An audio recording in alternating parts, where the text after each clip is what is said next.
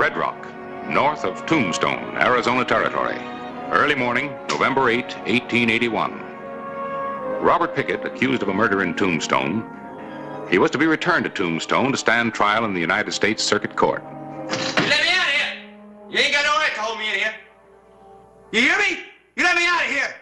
You'll get out when the sheriff from Tombstone picks you up, and not before. Now shut up and lie down. You ain't got no right to hold me in here. I didn't shoot nobody in Tombstone. Now, why don't you lay down like the sheriff says? Jail ain't so bad once you get used to it. Yeah. Well, I ain't ever gonna get used to it. Not never. Then lay down. On the bench. Closer. We can break clean out of here, kid. But I didn't kill nobody in Tombstone. He can't hold me for that. Maybe. But that Tombstone sheriff's gonna pick you up anyway, right or wrong. Now try it my way.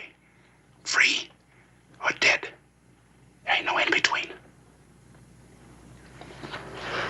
All right. You tell me what I gotta do. It's easy.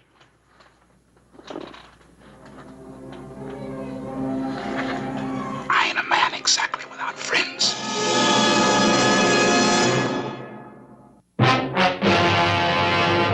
An actual account from the pages of my newspaper, the Tombstone Epitaph. This is the way it happened, in the town too tough to die.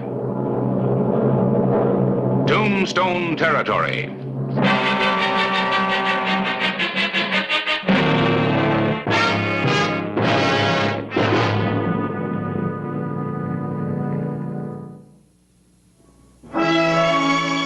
That same morning, November 8, 1881, I finished a small notice about the capture in Red Rock of one Robert Pickett, accused of killing a storekeeper about a year ago. I put my paper to bed.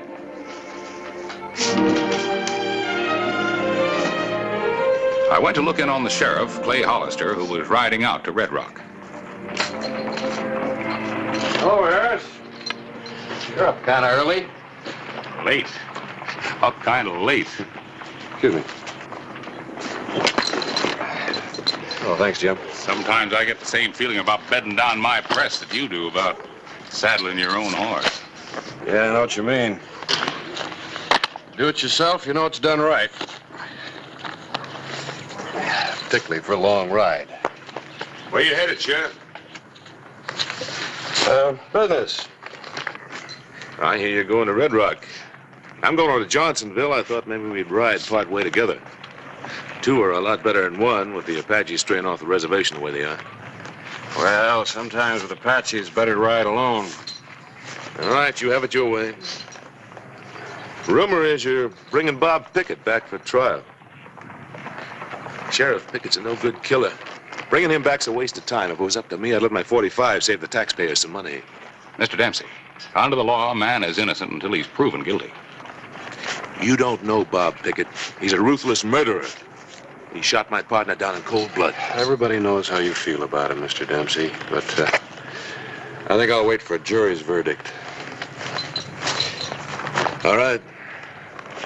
Like I said, you have it your way.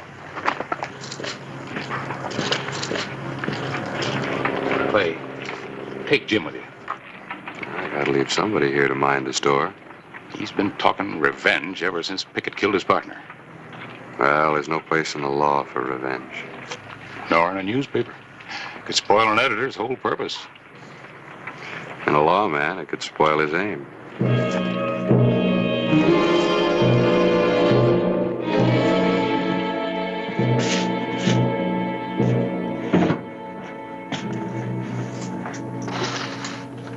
Remember now, Pickett. When we hit that street, you grab the first horse you see. And whatever way I go, you go the other. Now, you get to Johnsonville first. You wait for me. If I get there first, I'll wait for you. That is, if you want to join up with me. Yeah, I do.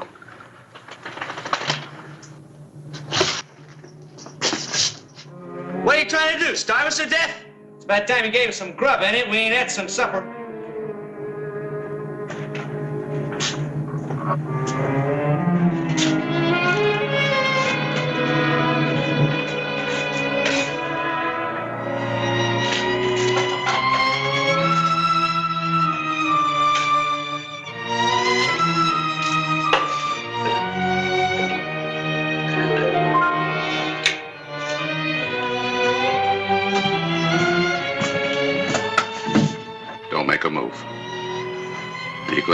desk and pick up them keys.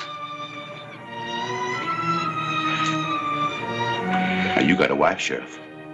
You ain't gonna be much good to her dead.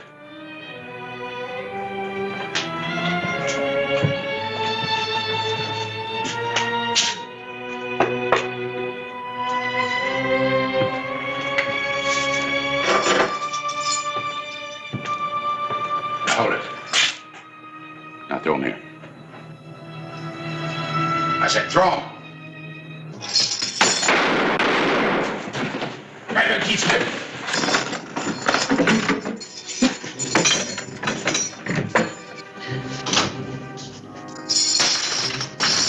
Sunlight, get fast.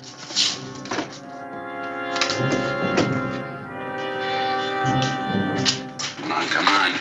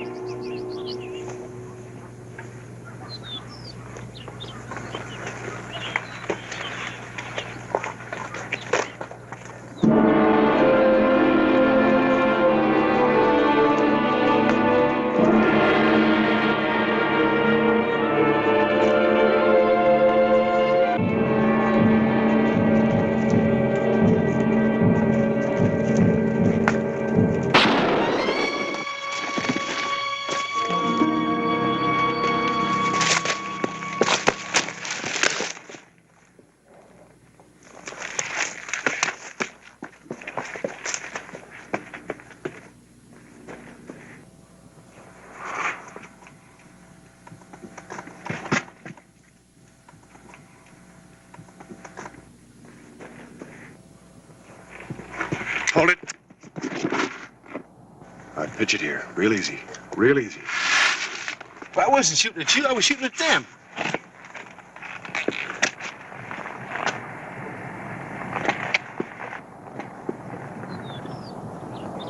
How many of them were there?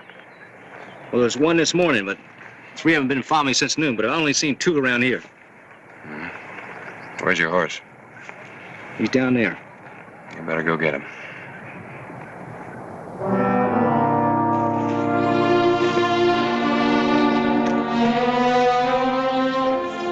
That same day, Hugh Dempsey rode the trail to Red Rock and Johnsonville.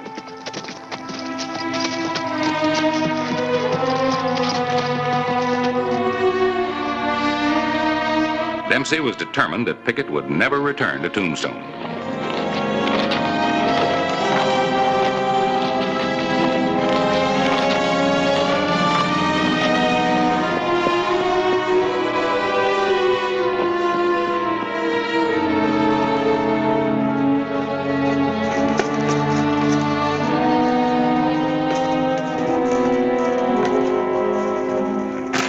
Let's rest the horses. Well, what about them Apaches? Just have to take our chances. Might as well eat.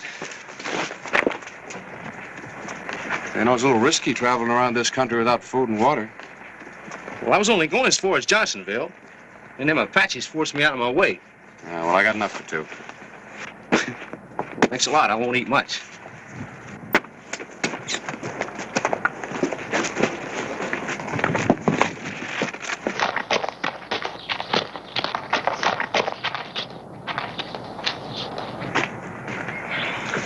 Not much of a selection. This isn't the Maison Dorée. Are you from Tombstone? Yeah. You ever eat at the Maison Dorée? That lobster from the Gulf? No, I ain't never been to Tombstone. But I heard about the Maison Dorée. How far do you suppose we are from Johnsonville? With or without Apaches? Well, I don't suppose we've got much choice about that, have we? No. Should take you about half a day, depending on how long it takes to get through Apache Pass. Say, I owe you a thanks for this morning. Oh, that's all right. You think them Indians are still following us? It's kind of hard to say. What part of the country are you from? And me? I'm from Oklahoma. Where you headed? Red Rock? What part of Oklahoma? Oh, northwest part of the country. Well, what do they call you in the northwest part of Oklahoma? Gray, Sonny Gray. This is your first brush with Apaches, isn't it? Yeah. Well, we don't have any that's wild like this back in Oklahoma. It's a white man. I'm sure glad of that. Yeah. We can use all the eyes we can get going through this country.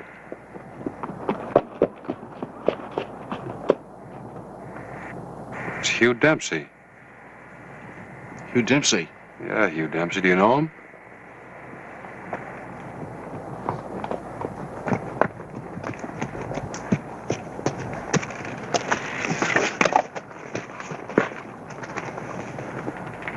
Put that away, Dempsey.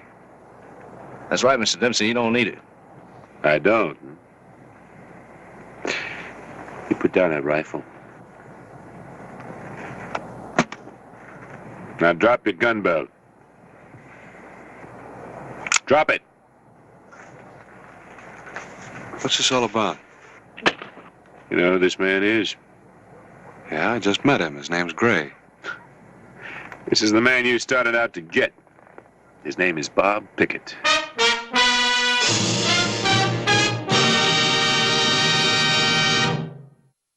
Noon, November 8, 1881.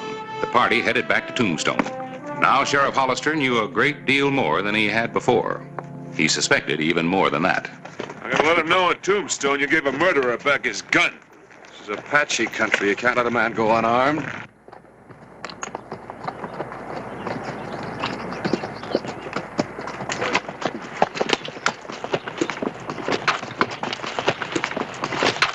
Don't draw that gun, Pickett!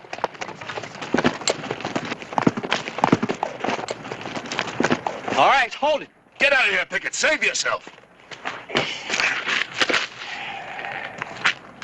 All right, now, Sheriff, give me your guns, one at a time.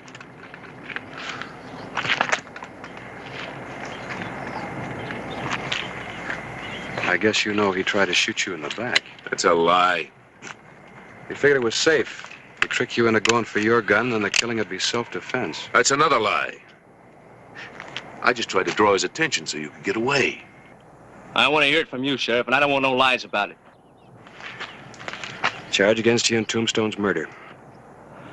I never killed anybody. Dempsey says you did. Hogwash. Just suppose you tell me who he said I killed. His partner. Son, I never said any such thing. As soon as we get back to Tombstone, you can check on it. Dempsey laid the complaint against you. It's a matter of record. Dempsey killed his partner, Sheriff, and I saw him do it. Pickett, you just saw me try to save you. Can't you see he's lying? He's trying to split us up, and you're letting him do it. Now he's going to have to kill us both, Pickett. Because I know, too. Are you going to believe him or me? Son, I still need you to help me with the store. From now on, we can be full partners. Like he says, maybe you will be his partner. But you know better than anybody what happens to his partner. Both of you shut up now. I got to think about this. Come back to Tombstone and see for yourself. Pickett, if you go back to Tombstone with Hollister, you're going to hang. We're going to Johnsonville.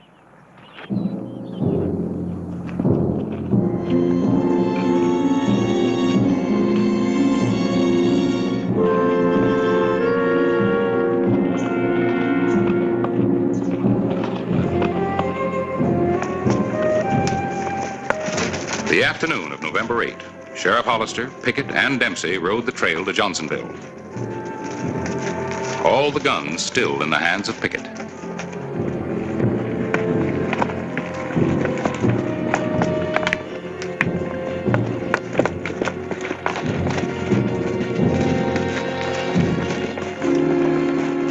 That's Apache Pass. We'd be better off to head north and then cut back to Red Rock. Now, I gotta get to Johnsonville. I promised somebody. Now, you lead on.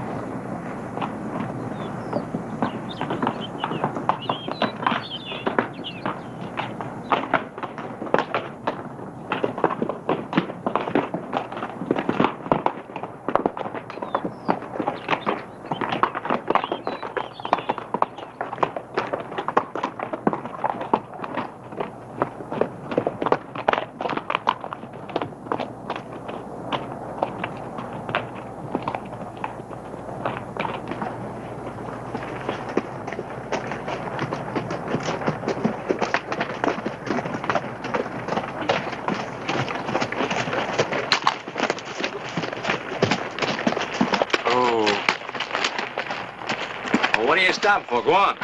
I think you're going to have to decide whether to trust the Indians or me. And how do you know there's Indians around here?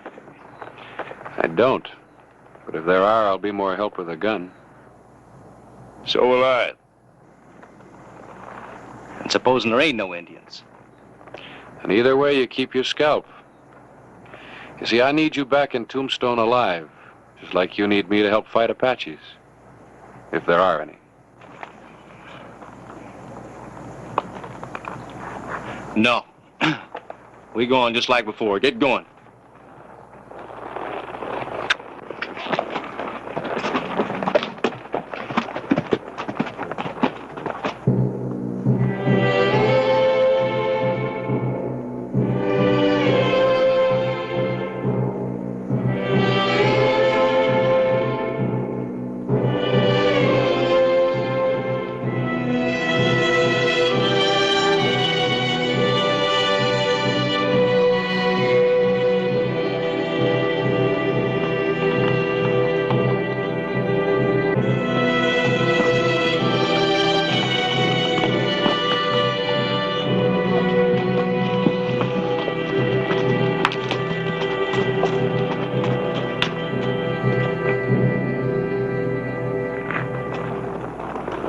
Don't act like you suspect anything, but that body's probably Apache bait. We're too far into the past to back out now. We better look like we've taken the bait. All right, the fun's over. Give me the guns. Give them to me.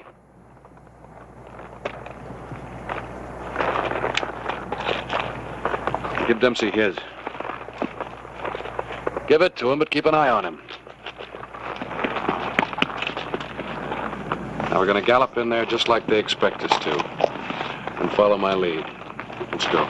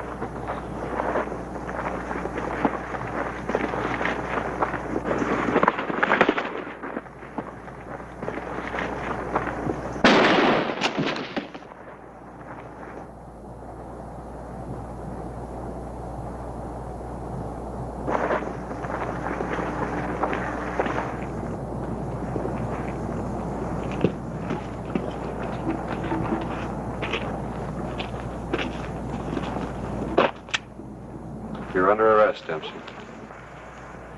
It's not going to be that easy, Sheriff. You better drop that gun. You get a fair trial, but this way, you haven't got a chance. You haven't got a chance. It's 2 against 1. That dead man down there is Ralph Dade. 1 against 1. No. Now, Pickett's with me. Between us, we can gun you. Then we'll both be free.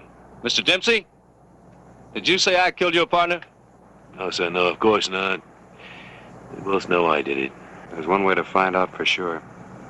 Come back to Tombstone. If he moves that gun, you let him have it. Killing's not that easy, Dempsey. Not for most people. It leaves a heavy mark like it has on you. A lawman hates it most of all. It's part of his job, he does it, but he never forgets it.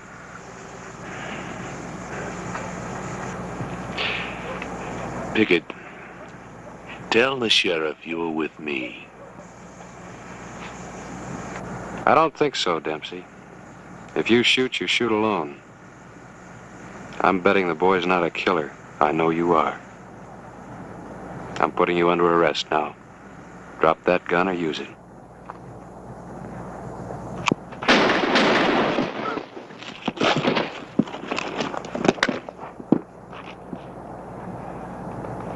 All right, Pickett, let's go.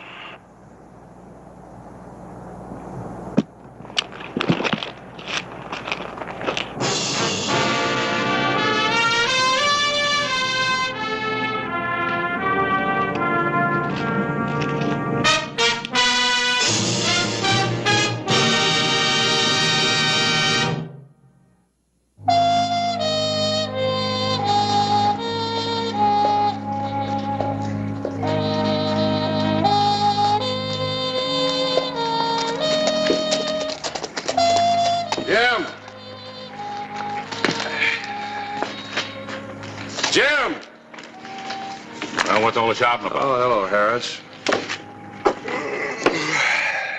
What's up, Clay? Oh, I'm glad you could make it. Take him on back. That Pickett? Yeah. He's not a bad-looking boy. Well, I better get this over to the funeral parlor. Who's that?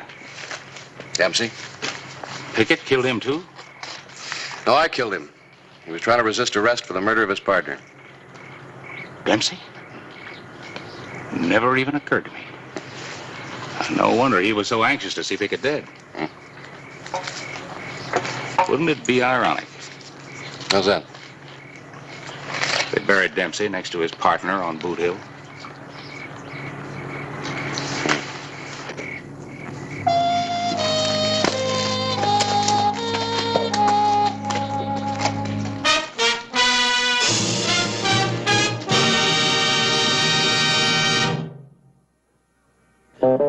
Whistle me up a memory, whistle me back where I wanna be, whistle a tune that'll carry me to Tombstone territory.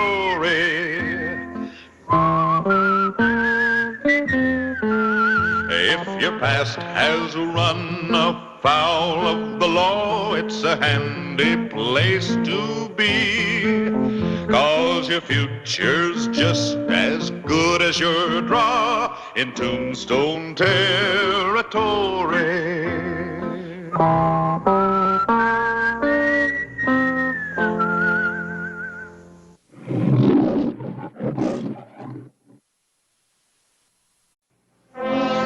Tombstone, Arizona Territory, September 12, 1881.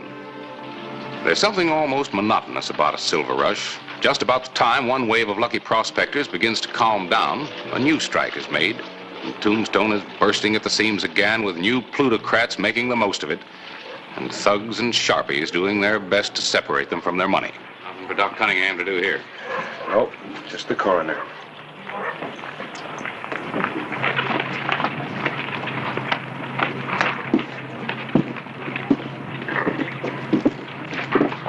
Getting too common to even make news for you anymore, innit? You still think it's one gang?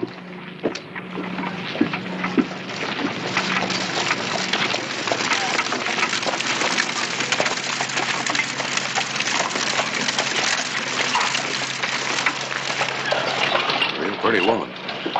And a real lady. I'm not so sure. About it being one gang, I mean. Whether it's one or a dozen, they always seem to know which miner has money in his belt, which stage it's worth holding up, how exactly I'm going to ship the bullion, and they know when I'm not going to be here. Tombstone territory.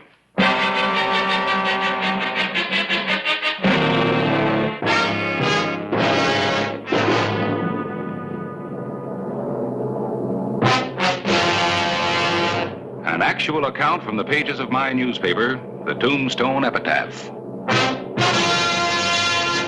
This is the way it happened, in the town too tough to die.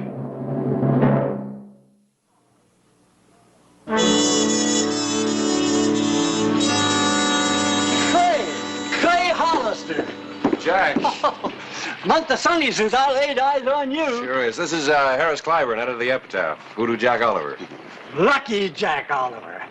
Don't want to mention figures, gents, but just twixt you and me and the lamppost, $40,000 in cold, hard cash. I hope you haven't got it on you. Not so's it'll fall out of my pockets. I've been carrying it around in my money belt, but nobody knows I've struck it rich, so I'm changing my style, gents.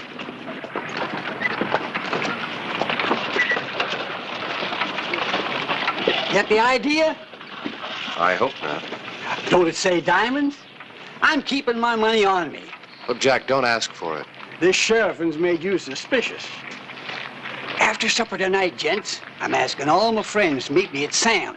Watch me pick out my diamonds. Your friends, huh? Well, I guess we better be there. Free champagne. Well, see you tonight.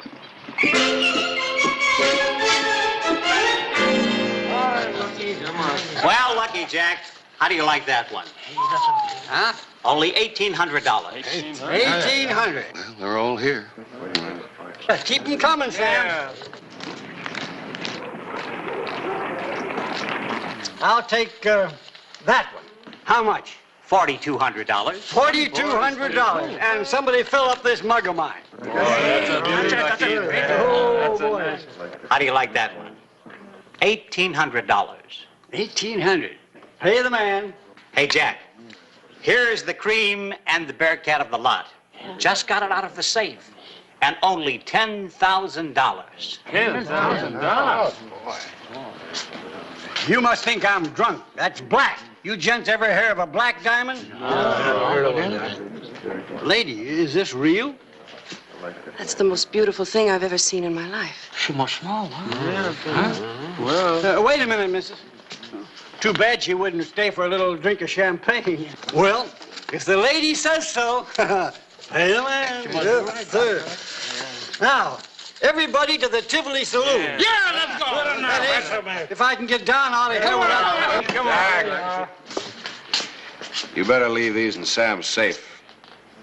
A man can spend $20,000 in one night, and Clay Hollister thinks he ain't got sense enough to take care of his own diamonds. Let's go. Let's go.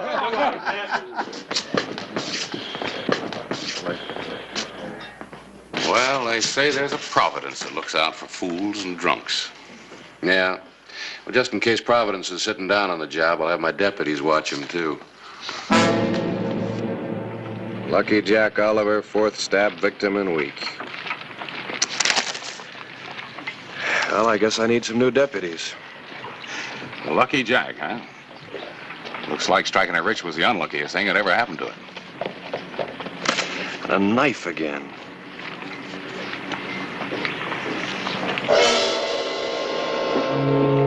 Lots of knives in Tombstone. Yeah. See you later, Clay. I'd like to take a look at your figures, if I may. Oh, if you will, please.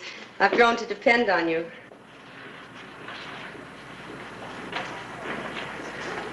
Oh, here it is. A small mistake in addition. Well, I try. And thank you for advising me about the Tough Nut mine shares. An excellent investment. I'm sure it's unnecessary to say that the information about their bullion production is quite confidential. Oh, Mr. Starr, of course. It's just that there's so many things going on around here. I know. I read about that poor Oliver man being stabbed and robbed of his diamonds. I wish I knew who took them. Well, I wish I could tell you. Thank you.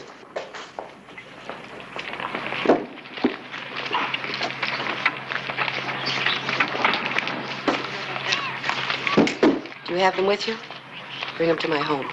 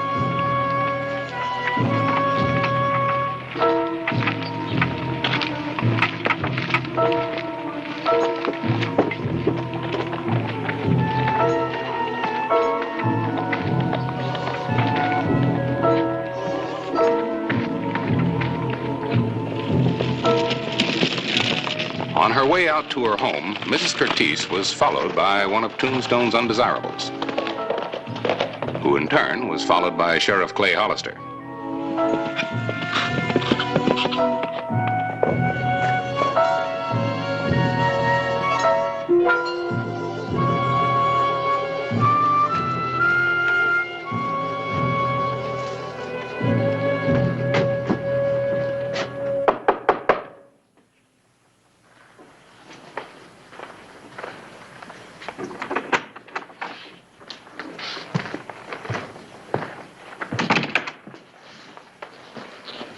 Give them to me.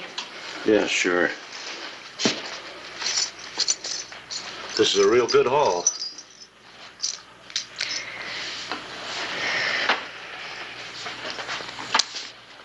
Going into business for yourself, Eric? Where's the black diamond? I was looking at it. I just forgot to put it back. I always figured you were holding out. Now get out of here before I kill you. Look, Mrs. Curtis.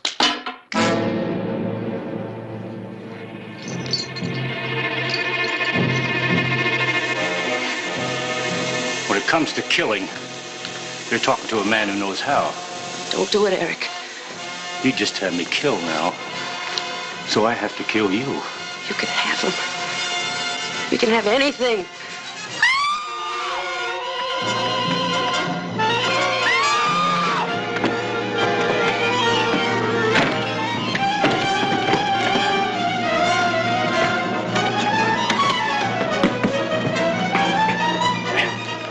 Drop it or I'll break your arm.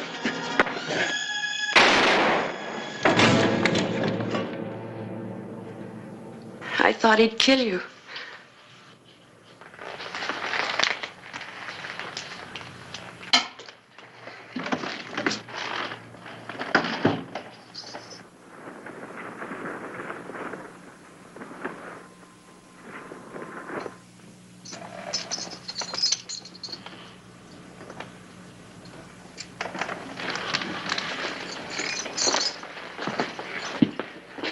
You better tell me what happened, Mrs. Curtiz. My husband gave me the gun before he died. I never thought I'd use it. Go on, tell me what happened. Well, he picked up my purse for me in town. And then he must have followed me out here. He broke in and then he tried to... Oh, Clay! Clay, I killed a man. I killed him. How could it happen? All right. I'll get him to the undertaker. I'll be back later. Thank you, Clay.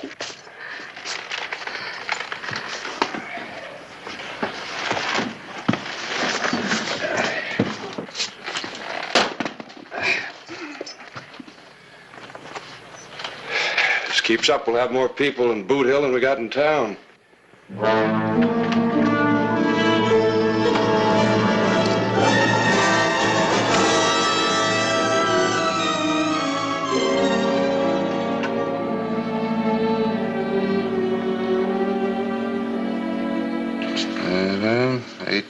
Blue-white diamonds, horseshoe setting. Well, according to Sam's list, that black diamond pendant is the only one still missing. Erickson could have dropped it when he murdered Oliver, or he could have hid it somewhere. Yep. Must have been a frightening experience for Mrs. Curtis. Yeah, but I'm still wondering.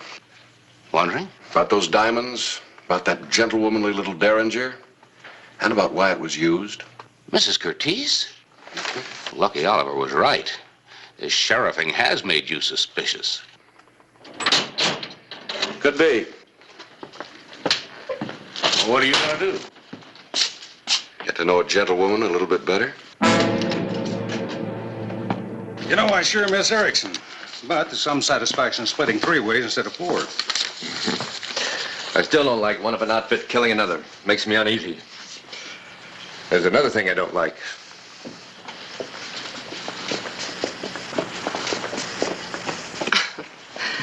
Look, Clay Hollister hanging around me is the best thing that's happened since Mr. Starr took a fatherly interest. When we take the tough nut mine Star told you about, there's going to be a lot of silver bullion wanting to be moved.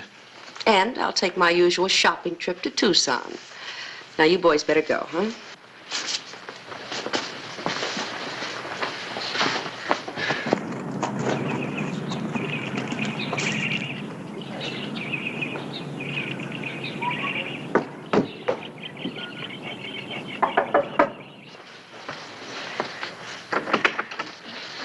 Clay, come in. Thank you.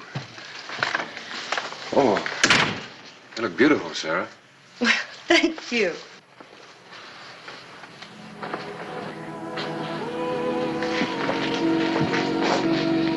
You feel like answering a few questions now? I guess so. Well, as I said, I just returned home from Tombstone and... No, I mean about the diamonds. Do you have to have all the details? Some people have been killed because of those diamonds. Well, Clay, he offered me some of them. And then he attacked me with the knife. I'm glad you told me. So am I.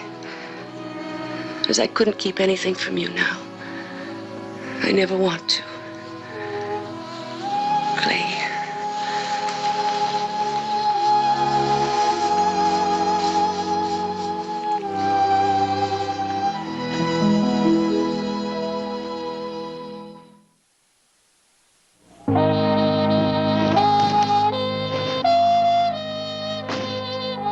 Morning of September 15, 1881. The environs of Tombstone were rocked by an explosion at the office of the Tough Nut Mine. The loss was both human and monetary. Just how many people knew that the bullion was stored here for shipment? Some of our regular investors. All of them men? No, the principal of our local school, the widow of Reverend Caleb Smith are among the ladies. Well, could I see the list, please? I'll have to go back to the bank. But they're all solid, respectable people. I'll vouch for them.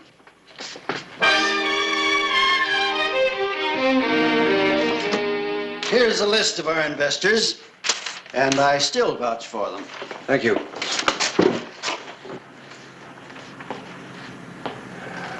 Yeah. Well, I guess I better have another talk with Sarah. Sarah, Mrs. Curtis, is on her way to Tucson. She goes there to buy her clothes. When did she leave? Told me she was leaving early this morning. Be gone 2 days. From what I've been hearing around here, I thought you'd be the first one to know. Well, her name's here, all right. But then so is the school principal and the widow of Reverend Smith and just about every other respectable person in Tombstone. Tell me, Clay, how are you going to arrest him? Wholesale or one at a time? Ha, very funny. But your suspicious sheriff would still like to know why she shot Erickson before he could be interrogated. Any suggestion? September 17, 1881. Mrs. Curtice was due back from Tucson, and a troubled Clay Hollister rode out to welcome her and to again study the mysterious gentlewoman.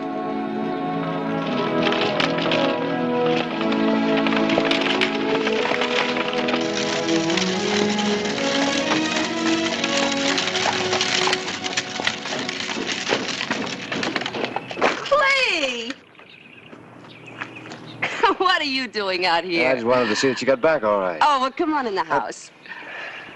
You sure look wonderful. Well, thank you. Oh, come on in. No, I better not. I've got to get back to Tombstone. Strange things seem to happen when I'm not there.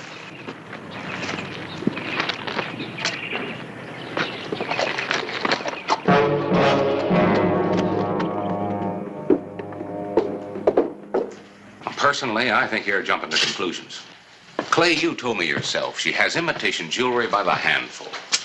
A rare black diamond just exactly like the one Lucky got killed for? Maybe. And until you know for sure, at least give her the benefit of the doubt. Well, I want to make sure. The Tough Nut's got another shipment of bullion about ready to go out. What are you doing? Writing you a headline. I'll give you the details later. You sure you want me to print this? Print it. All right. I'll print it. September 18. I had planted Clay's story, and the epitaph had avid readers. It's true. Production's been beyond our expectations. We're going to get back some of that money those scoundrels caused us both to lose.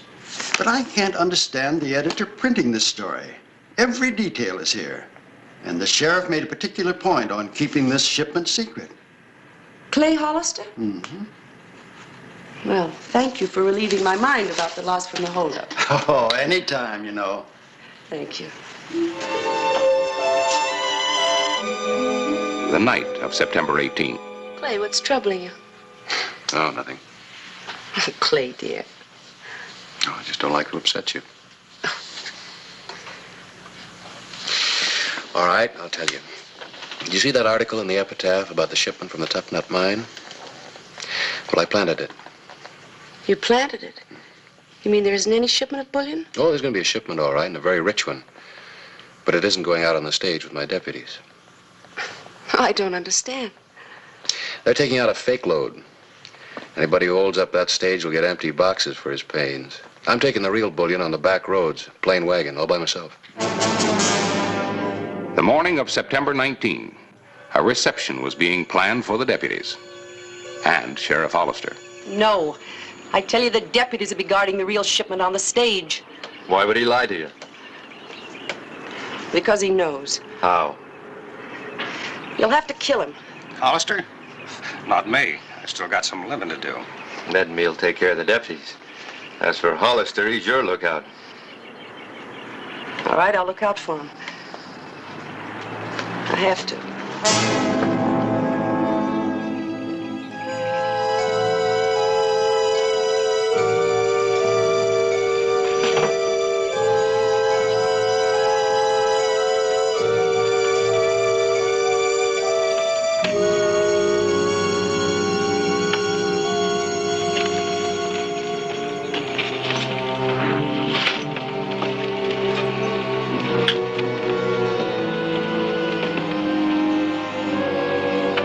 Good luck.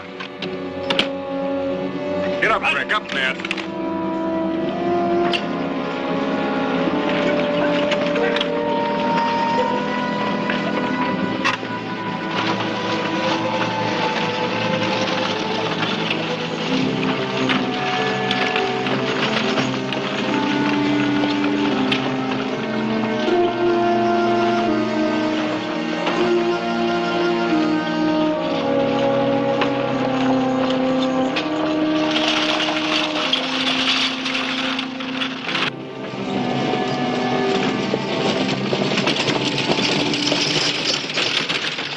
That ought to do it.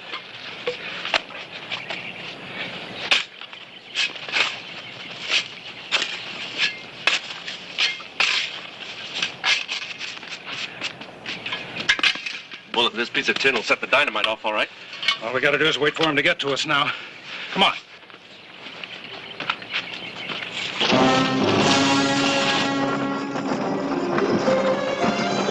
It was the last likely spot for an ambush.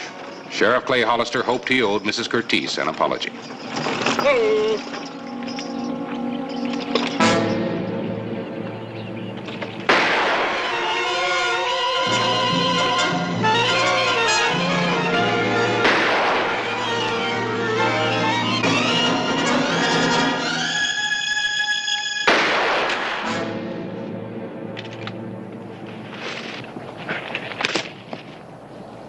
Sarah.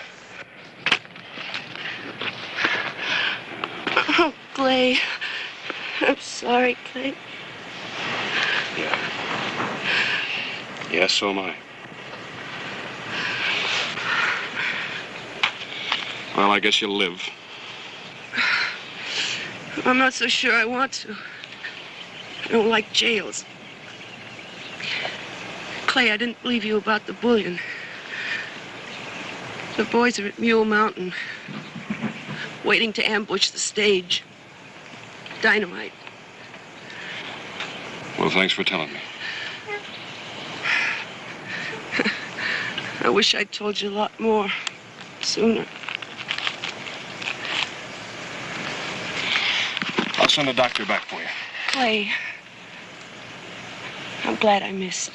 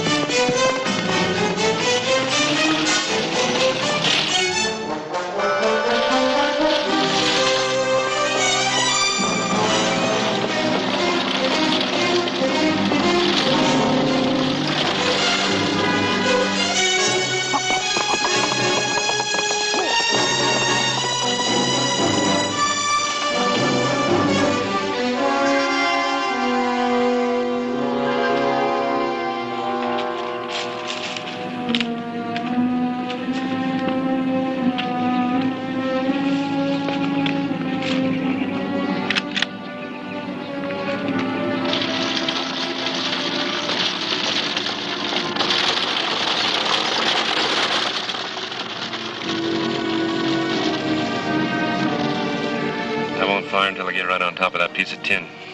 And all we gotta do is find the right pieces. First, you better pick off any deputies the dynamite don't get.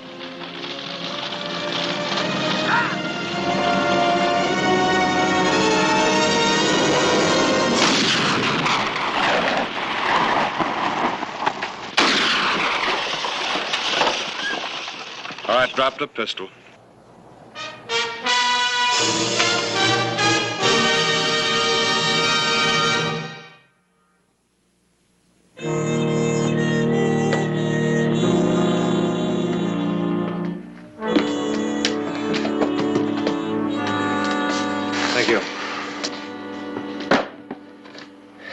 There must be thousands of dollars worth of stuff down there, besides these. Plus what they'll recover from her Tucson go-between. They've already arrested him. Yuma Prison. She was such a gentlewoman, I can hardly believe it. It wasn't easy. For me either. I'd have given a lot not to believe it. Maybe even one of these.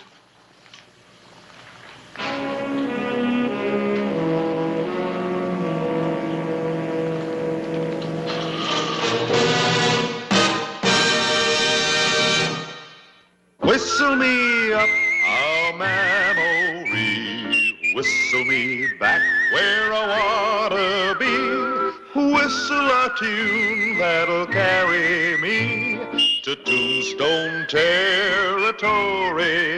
If your past has run afoul of the law, it's a handy place to be. 'Cause your future's just as good as your draw in Tombstone territory. Whistle me up a memory, whistle me back where I wanna be, to Tombstone territory.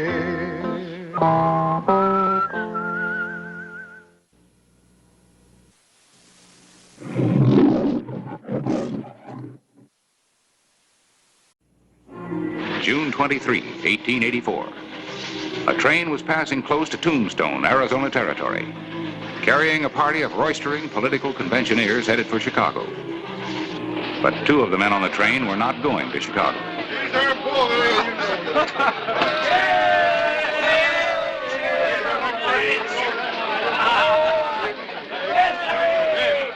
we are, to the next president of the United States, Grover Cleveland! Now, wait a minute. You boys don't look happy. Why ain't you happy going to Chicago to nominate that great American Grover Cleveland? Say, you ain't blaming, are you? Why, we'd throw blaming right off of this train. Now, look here, I don't want any trouble. I'm Bledsoe, deputy marshal from San Antonio. And this here's Sam Carver. Murdered an express agent in the holdup, then broke jail by killing an unarmed guard. I ran him down in Prescott. And now we're heading back. And neither of us is in the mood for any hijinks. Well, maybe you don't feel like hijinks, Marshal, but the condemned man looks like he needs a little cheering up. How about a drink, Carver? He's not drinking. What's the harm in the poor devil having a bracer? Huh, boys? All right. If I let him have one drink, will you boys leave us alone? Why, sure, Marshal. Just one little drink. A toast to Grover Cleveland.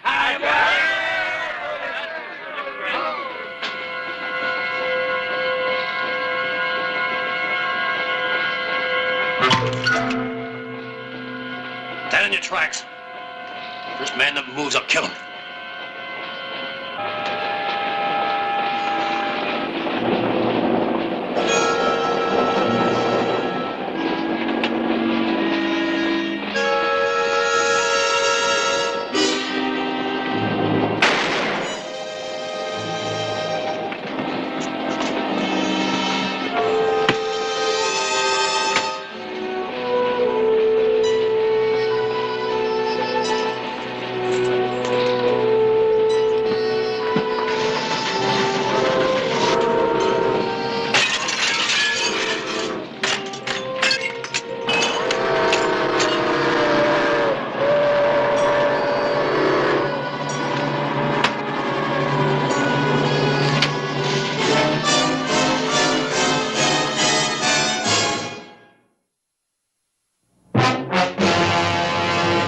An actual account from the pages of my newspaper, the Tombstone Epitaph. This is the way it happened, in the town too tough to die. Tombstone Territory.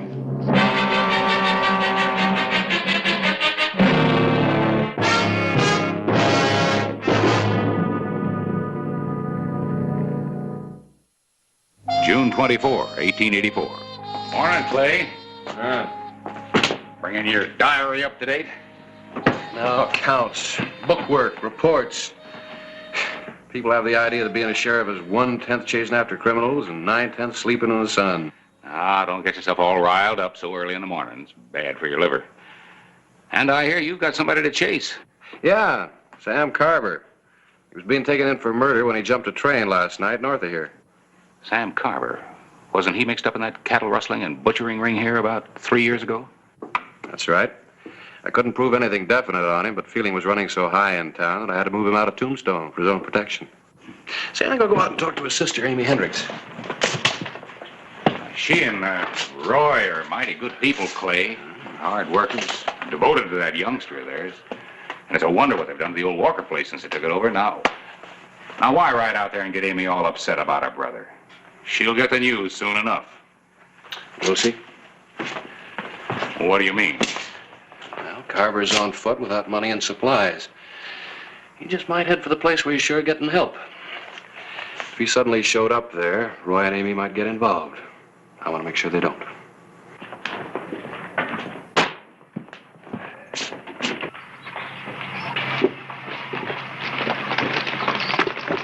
Roy and Amy Hendricks aren't the kind to aid and abet a murderer, even if he is a relative. Well, maybe not, but the report said Carver was armed. He may not have a choice. Hi,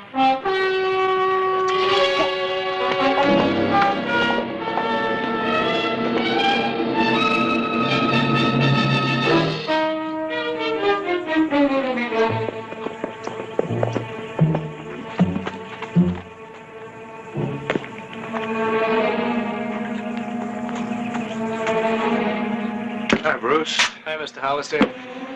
It's a fat, sassy coon you got there. His name's Bandit. See the mask over his eyes? Yeah.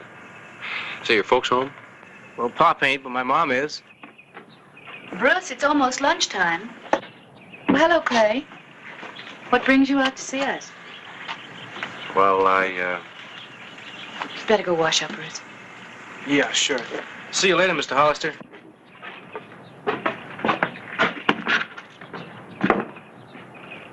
Yes, Clay. Boy tells me your husband isn't home, Mrs. Hendricks. I'm sorry. I wanted to talk to both of you. When was the last time you heard from Sam? About 8 months ago, he wrote us from San Antonio. He needed money. He's not in trouble, is he? I'm afraid so. What happened? He killed 2 men, badly injured another one. Oh, no, there must be some mistake. Well, Sam's always been rough and wild. And he's been weak, but... Well, Sam wouldn't kill. I'm sorry, ma'am. There is no mistake. You haven't changed a bit, have you, Clay? You always were ready to condemn him without proof. Why did you come out here, Sheriff? Just to gloat? No, ma'am. I came out here to prepare you and to warn you. Of what? Well, there's a chance that Sam may come to you for help. If you give it to him, it's a criminal offense and subject to prosecution. Sam wouldn't come near us or Tombstone. I hope not, because if he does, I expect you to let me know. You expect? You expect?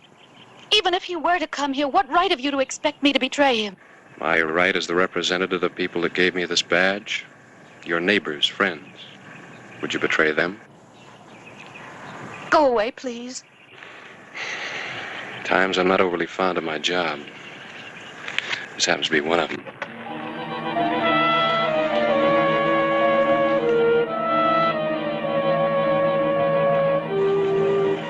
Sheriff?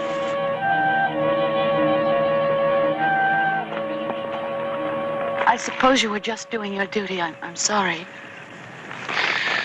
All I'm asking is for you and Roy to be careful. You will have it then that blood's thicker than water, won't you? Isn't it?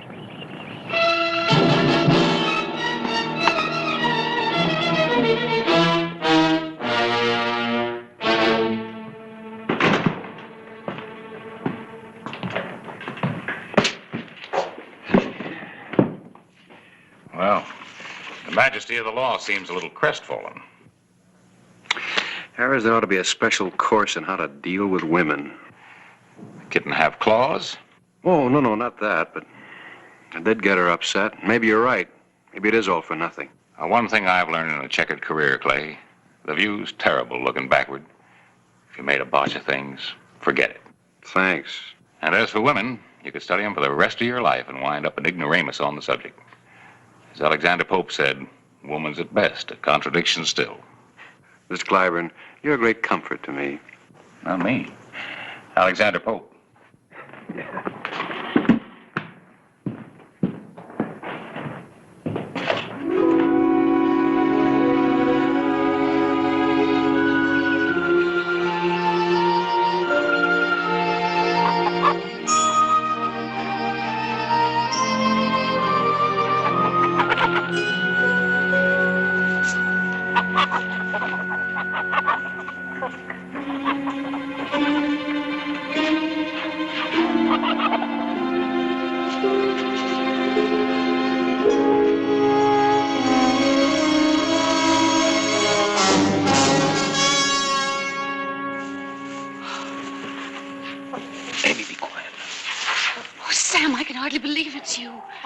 When the sheriff said... Sheriff? Sheriff said what? When? Oh, yesterday. They're looking for you, Sam. They say you killed 2 men. Amy, it wasn't like that. You gotta believe me. I killed the first man in self-defense. I was innocent, but they were gonna hang me anyway. And the second man? I tried to get away. The guard tried to gun me down like a dog. It was either him or me. Oh, Sam, I knew you couldn't kill anybody. We haven't got any time for any tears. I'm hurt, Amy. I need help bad. Oh, your leg. What have you done to it? The iron cut it when I jumped off the train. I hobbled for miles. The leg swole up. Then an old Mexican in a wagon picked me up. He saw the irons, but he didn't care none. Not when I gave him my watch. How long have you been up here? Why didn't you call me sooner? I came in last night. I didn't dare rouse anybody. I don't know who's all living here on the place with you and Roy. Maybe a hired hand or two, nervous with a shotgun. Where is Roy? He's away, but he'll be back soon, maybe even tonight. There's nobody here but Bruce and me. Just as well. I was figuring on trouble with Roy anyway. He's always been too righteous for me. Sam, you know you and Roy never got along, but he wouldn't deny you help, not with your hurt like this. He loves me. Why, he'd do it even if just for my sake. I can't wait for Roy. I've got to get these irons off. Have you got a fence wire cutter on the place? No, I don't think so. Our land's not fenced. Then you'll have to go to Tombstone and buy one. The heaviest one you can get. All I want for now is to sever through this chain so I can straddle a horse. Well, what are you waiting for? With any luck at all, I can be clear into Mexico by tonight. All right, Sam. I better take Bruce with me, though. We don't want him to learn you're up here. Young boys sometimes can't keep secrets. Do as you like. Bring me some grub before you go. All right. And Amy. Yes? Watch your tongue. Oh, yes, Sam.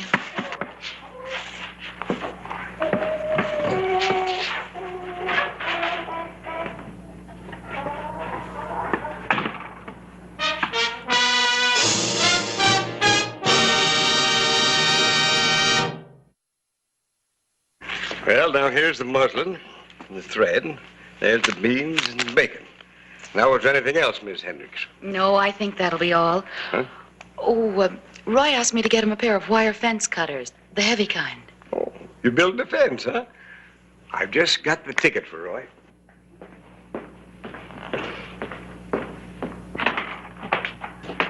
Hello, Bruce. Hello, Mr. Editor. Well, good morning, Amy. Good morning. How's Roy? Oh, he's fine, thank you. Well, now, at least you get the job done. Well, good morning, Miss Editor, and what can I do for you? There's no hurry, Esau. You go right ahead. Something sort of personal. Oh, I'll be with you in a jiffy. Now, that'll be $5.50. Put bacon right in there, and beans here. I'll keep these here so they'll be out of the dust. There you are. Thank you very much. Now, I better let Bruce carry the cutter because they're kind of heavy. Here you are. Goodbye, Mr. Glavine. Goodbye, Miss Hendricks. Goodbye, Sam. Goodbye. Say hello to Roy for me. I will. And now, what was that personal matter of yours? Clay Hollister. We're just fresh out of Clay Hollister's. What I came to see you about, Esau, I didn't want to mention them in front of the lady. Need some new suspenders. They lost their snap. Oh. Well, I guess if you were as old as they are, you'd have lost your snap, too. You know what? I just got these in, and they're highly recommended to keep everything taut and tidy. Oh, you should do the trick. Yes. You know, I got them in special for you, because we can't have our editor losing his trousers, can we? I tell you. The night of June 25, Roy Hendricks came home to his anxious and worried wife. Roy, please come into the house before you go to the barn.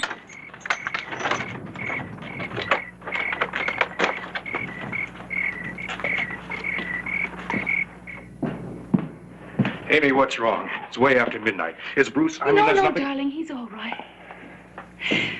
Sam's here. He's in the loft. He's hurt and he's sick and the law's after him.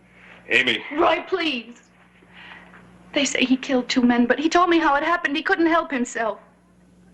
Oh, Roy, I've been so frightened without you here. Amy, you've got to realize and understand what this means.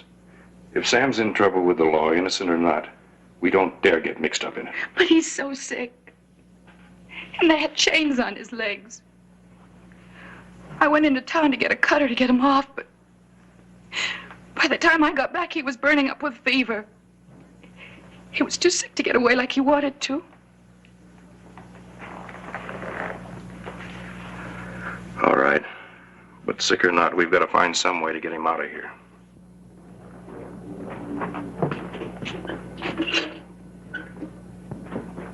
Roy, don't antagonize him. He has a gun.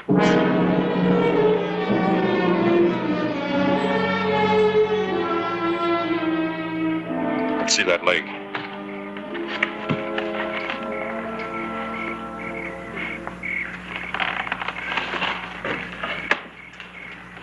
Looks like blood poisoning to me. Reckon we better get you a doctor and fast or you're a dead man. Not Doc Cunningham in Tombstone. He knows me. He turned me into Hollister. But for Amy, I'd turn you in myself. She thinks this wasn't any fault of yours. It wasn't. Might have known the help I'd get out of you, Hendricks. Suit you to see me dead. Suit me more if you were a long ways away from here. Roy, I got the chain cut. And I'd been gone before now. But the sickness come over. I'm as weak as a kitten. There's a halfway kind of doctor living over at Pima Tanks. Drunk most of the time. Does his doctoring on cattle and horses when he's middling sober, but I guess he's better than nobody. What makes you think he won't blab? Money. He's done his share of patching up the law's bullets. I'll pay it, Sam, just so I can get shut of you as fast as I can. How long to get him? I'm bone tired. Gotta get a little sleep. I'll leave at daybreak with the buckboard and be back here around noon, maybe. Remember, I'm doing this for Amy.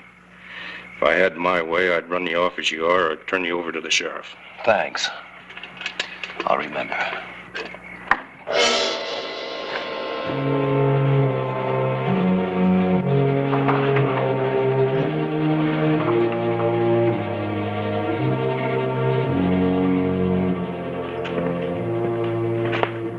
Hello, Harris. Morning.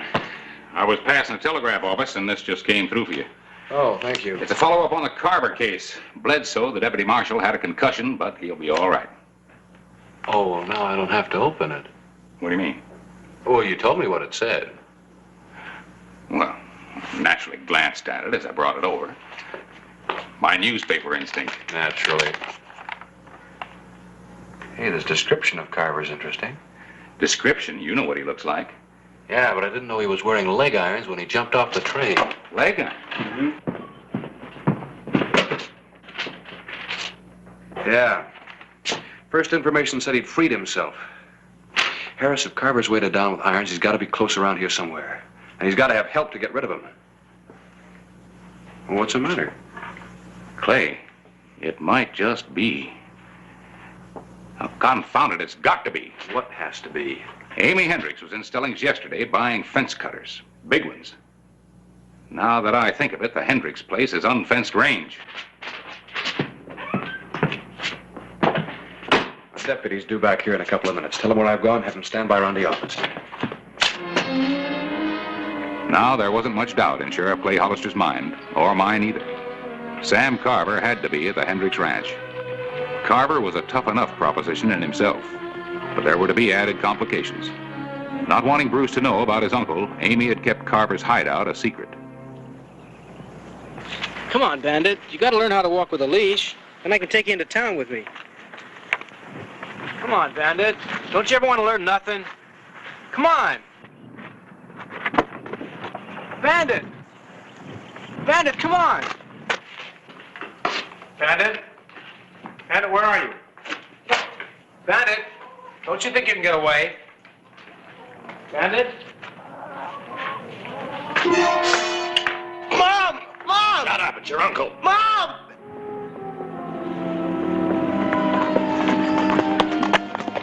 Please, let me go! Mom! Mom! Please help me, Mom! Sheriff! Mom! Please, Mom! Sheriff, he's got bruised. You stay back. He'd kill you, sister or not. My brother's sick. He's half out of his head. I've got to get Bruce. Stay here. Let me take care of him.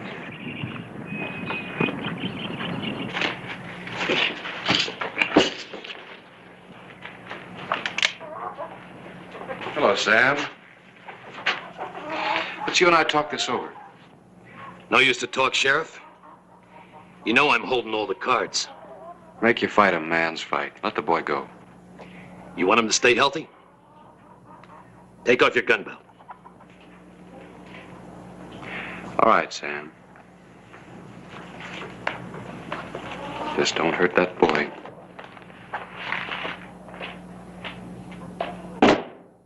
That's more like it. Now, no tricks, mine. Or the boy gets it. Amy, come in here.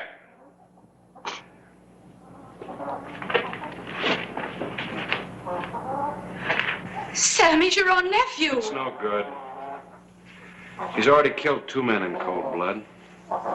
You think he's gonna start acting like the fond uncle now? Shut up. Amy, fix me some grub in a sack and a canteen of water. Me and Bruce are taking Hollister's horse. Go on.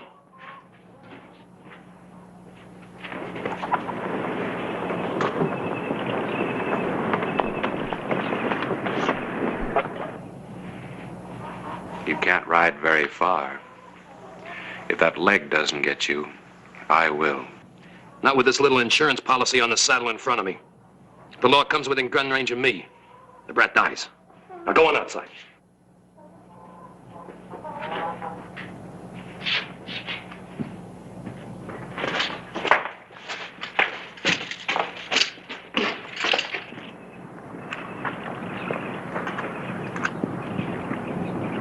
All right, that's far enough.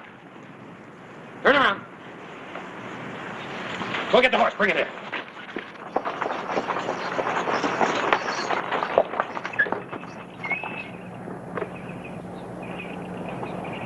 Come on, kid. Bring me that horse. Bring me that horse or I'll kill you. Don't do it, Roy. You haven't got a chance. Sam?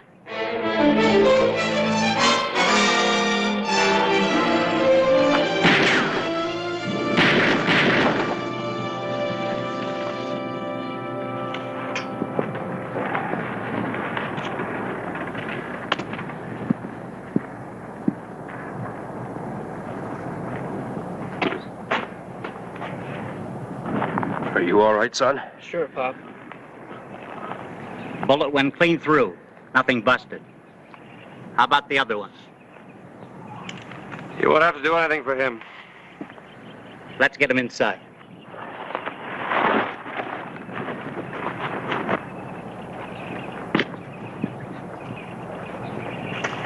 I'm sorry, Clay. It was my fault. I believed him. It is thicker, isn't it? But it spills just as easy.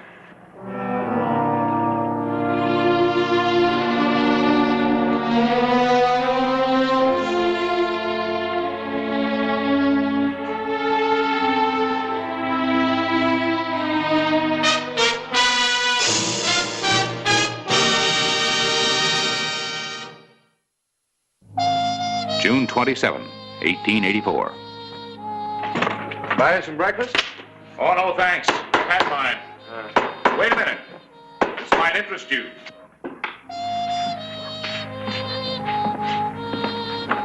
There's a story. You want to read it? You helped write it. Just help me forget about it. You know, you've got one unhandy quality in a lawman, Clay. Sensitivity. Every time you're forced to kill a man, you're in the dumps for days. You know, Esau was right. These are good. Good sheriff, good suspenders. Gives a citizen a nice, secure feeling.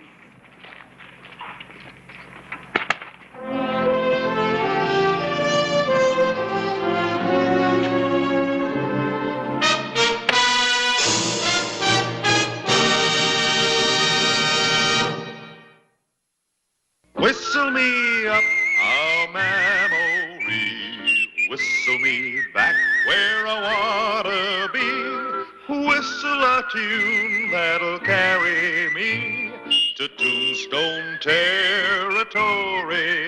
If your past has run afoul of the law, it's a handy place to be. 'Cause your future's just as good as your draw in Tombstone territory. Whistle me up a memory to Tombstone territory.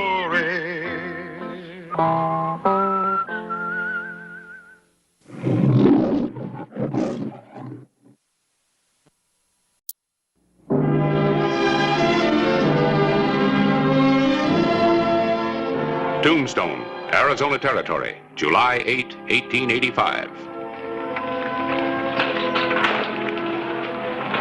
There you go, Jimmy. You figure this is the way to make the trip to Larrabee without us along? Well, I'm not carrying gold, Wayne, just a court paper. Worth more than gold to the man who doesn't want to hang.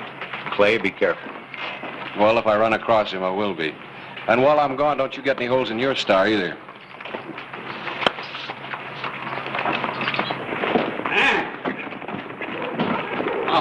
Here, man. As your father, I got my rights. Stepfather. Maybe I could put up with you as long as Mother was alive, but I don't have... If you think you're going to run off like this... Watch me. You traveling, Miss Worth? As far as I can get from him and all I've known here. I didn't expect this kind of interference from the law. She's old enough to make her own decisions. Besides, those who know you won't think she's wrong.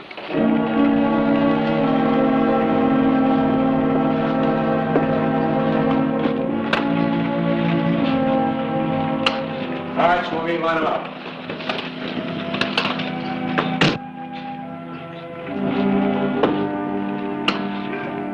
A sheriff often welcomes the chance to get out of town and away from trouble, even if he thinks he could be riding right into it.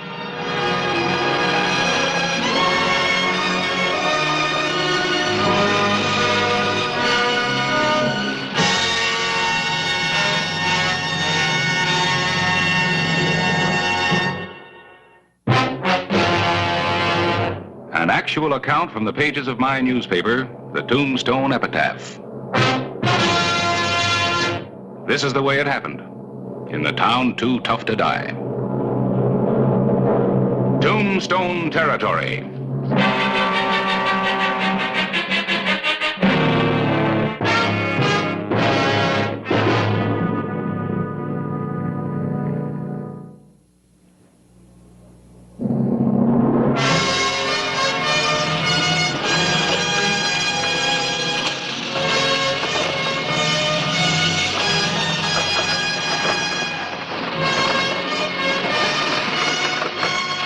From Tombstone, it was a grinding 2 days' ride to Larrabee, if the coach got through.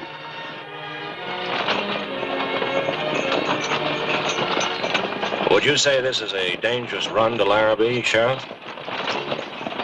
I never like to make predictions, but the stage is just full of bullet holes, Mr. Willis, isn't it? You don't seem very concerned. Well, we're safe enough as far as Dry Creek Station, the other side. So I heard. I was hoping that was only a rumor. Not entirely. We pick up a couple of guards at Dry Creek, though. Oh, Miss Worth, if you'd like to take a nap, I'm sure Mr. Clark wouldn't mind moving over. Forget about me. Leave me be. You're in a fine mood. Look, when I want your opinion... A few weeks in one of those dance halls and you won't recognize yourself. I can see that's what you want. You make up your mind mighty fast, Mr. Clark. Maybe too fast? I'd like to agree with the sheriff. The importance of parental guidance. Look, will everybody please talk about something else? You should have left her back in Tombstone. That old man of hers is probably right.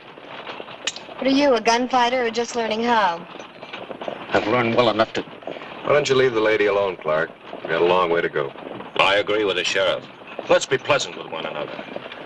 It's a long 2-day ride in this coach, and safe all the way, I hope.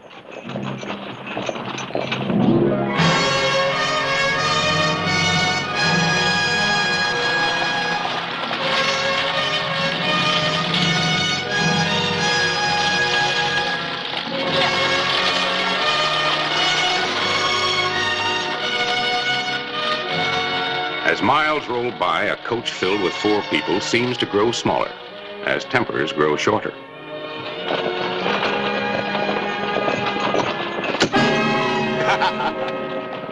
All right, Clark. Well, what was that all about? I warned you about him, Sheriff. I just wanted to see how it was with the great Clay Hollister of Tombstone. I don't figure it'd be such a tough job after all. Clark, what's got into you? It's like sitting down next to a rattlesnake. Oh, it's not that bad, Miss Worth. He's just a boy with a lot of curiosity. Boy. He'll learn that guns aren't to be played with. Look, if you think I don't know how... If he lives that long. I don't like the look of this country. Wait till he gets on the other side of Dry Creek. Well, we're on schedule anyway. There's Silver Gulch.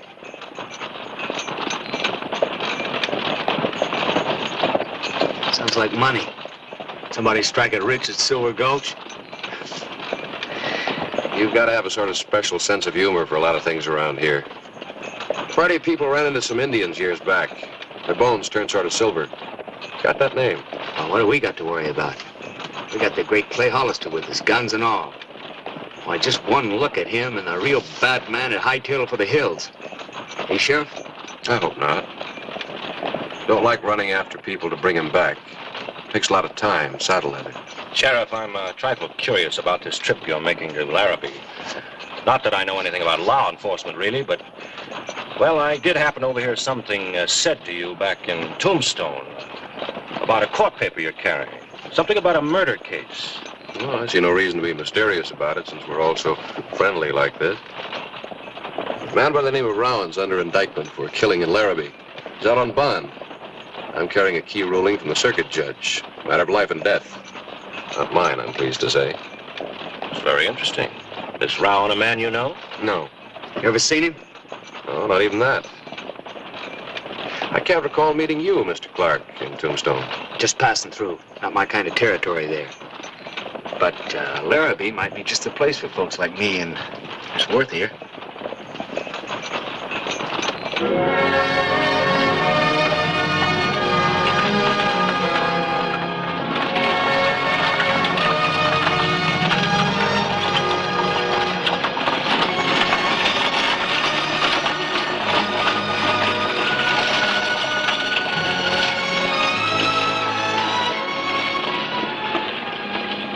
On an overland trip, passengers get to know each other real well, whether they want to or not. A girl like you run away from home and all shouldn't be crying. Whatever gave you that idea? So you're not crying. You sure don't seem to be very happy about getting out of Tombstone. I think you're so darn smart. Well, if there's anything I said... I think you could bother me, somebody like you. I guess not. Anyhow, I just want you to know that what I said, well, I'm sorry. Mr. Clark, if I were you, I wouldn't annoy Miss Worth. What are you talking about? It's obvious she doesn't care to talk to you. Stow it. Stow it. Oh, I don't think he meant... Another little family quarrel? Just when I thought we were settling down. Mr. Clark had impressed me in his own way, of course, of being a really tough sort of man. Now I see he has a gentler side. Ah, stow it. I was just fooling around a little to pass the time.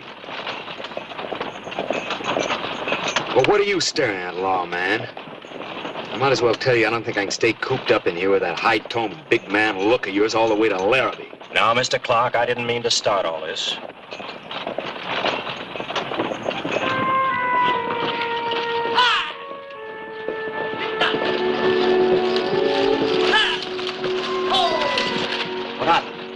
Why should anything be happening here? I don't know. Might be a roadblock up there. Take it easy with that gun till we find out. Yes, if we just keep calm. Rock slide, Sheriff. Nearly spilled all of us.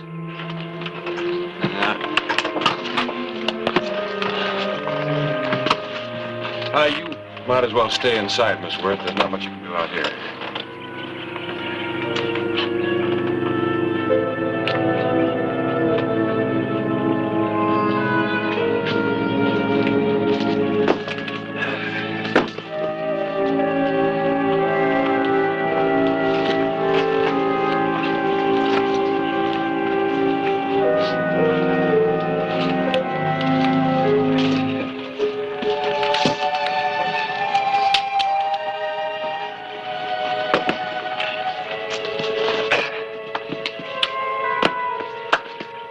can get through now. All right, Smokey.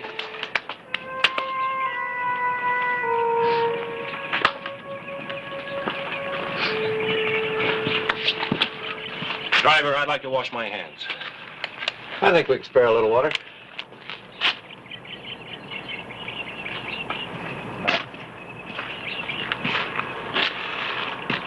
May I help you, Miss Worth? Thank you.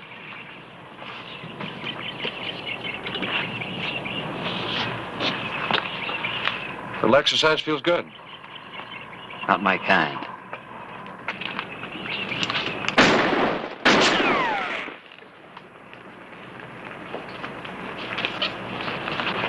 Not bad. What do you mean, not bad? Well, if that stump had been a man who knew his business, you'd have had a bullet in you just about the time you made your first move. That wasn't my best. No. Now, you're working under a handicap. I don't figure you've killed your first man or done anything really wrong. Yet. Maybe. When I get me a real big man. Come on, Sheriff. We've lost enough time.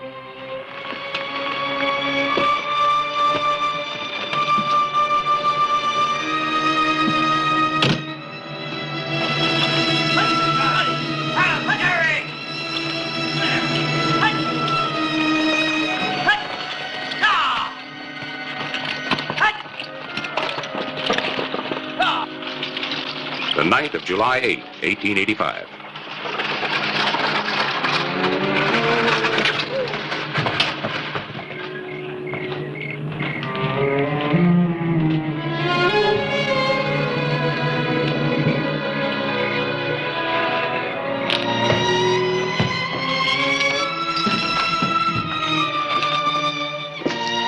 This is the ladies.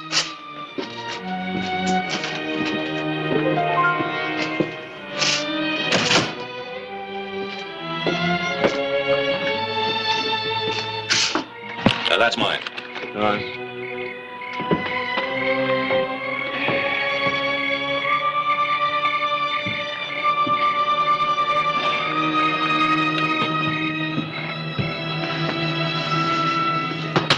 Drink of your finest whiskey.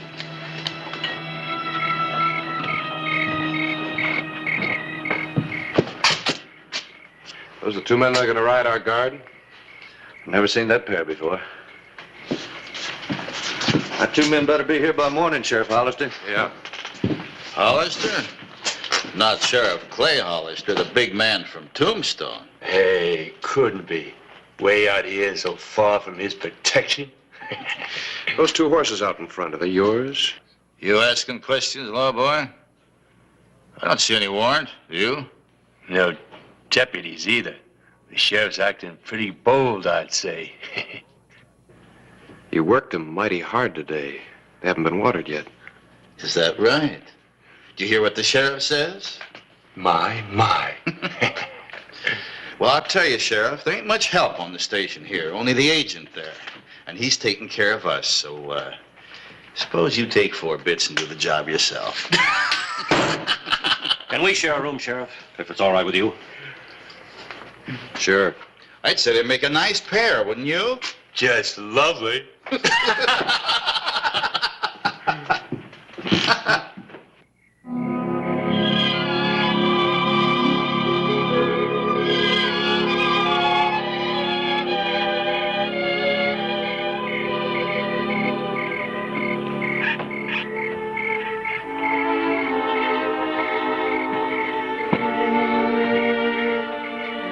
You see any answers up there? Am I looking for some? Maybe. You still think you did the right thing in running away from home? I had no choice. I had to leave. I left home when I was 13. It's a funny thing about running. Once you start, it's hard to stop. Do you want to? To stop? Yes. I don't know.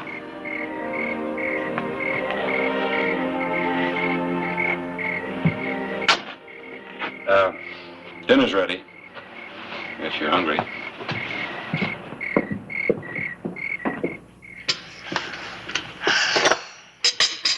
May I?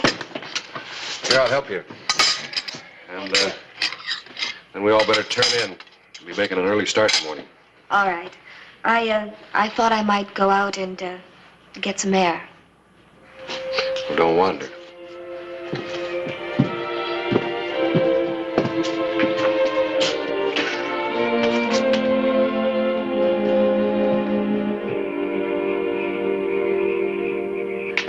You still haven't watered your horses. Horses? Well, I thought you were going to take care of that, Sheriff. Oh, take care of these while you're at it, will you? Nice and neat. Well, Sheriff's a fine little housewife, I'd say.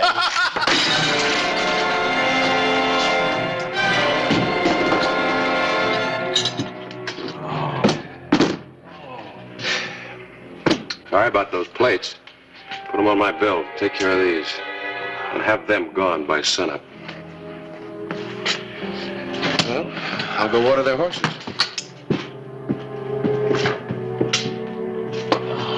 You fools.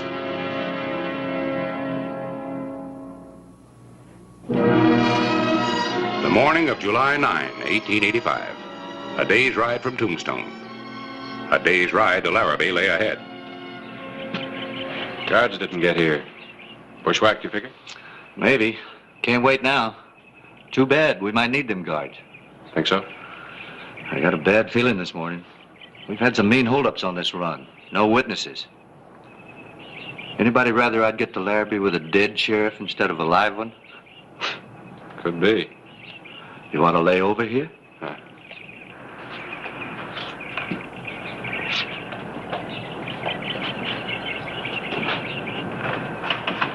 Mr. Clark.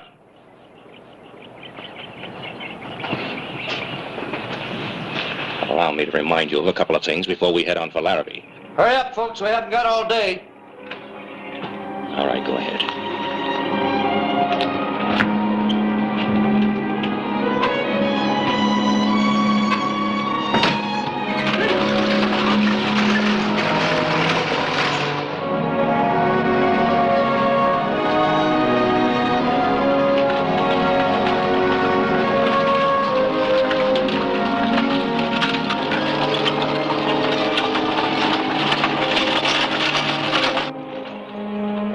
Say we're reaching the bad stretch now, Sheriff? Just about. So it's just something that we could do. There is. What's that? Relax. Hope for the best.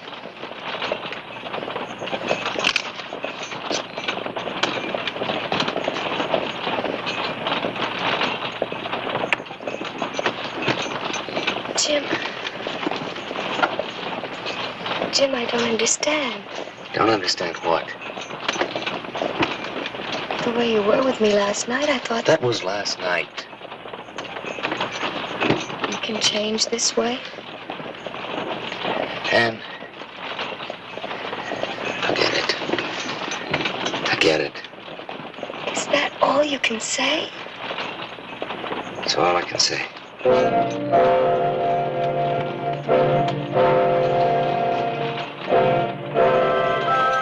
The dusty afternoon wore on.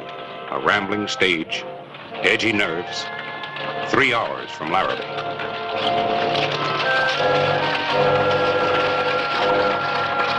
Whoa!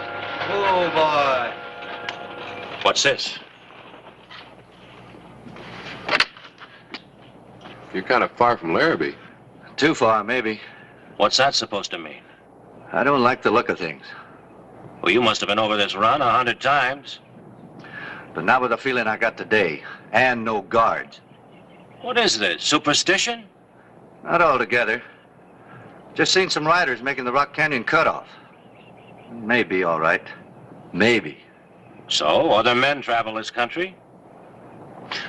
You sure surprised me, Mr. Willis. Why so? Calmer all the time. Look, Mr. Willis, maybe we better... You, the gunfighter? It's up to you, folks. We can turn back now or see what happens if we barrel on through. Well, my business in Larrabee won't wait. I'm meeting these mining people. Miss Worth? It can't make any difference to me now.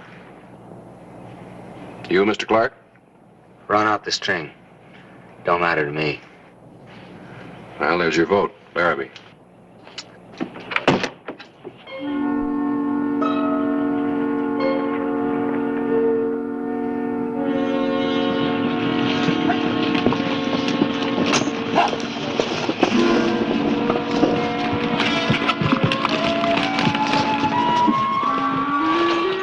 Miles will tell the story. Well, it doesn't have to happen. I mean, there's nothing inevitable. Man gets a feeling. Being a law officer? You've got it too, Mr. Willis. Stronger than I have for some reason. I'll have to ask if you're armed. How about you? Well, I've got this little derringer. Although I'm not sure what I could do with it in an emergency. We may find out.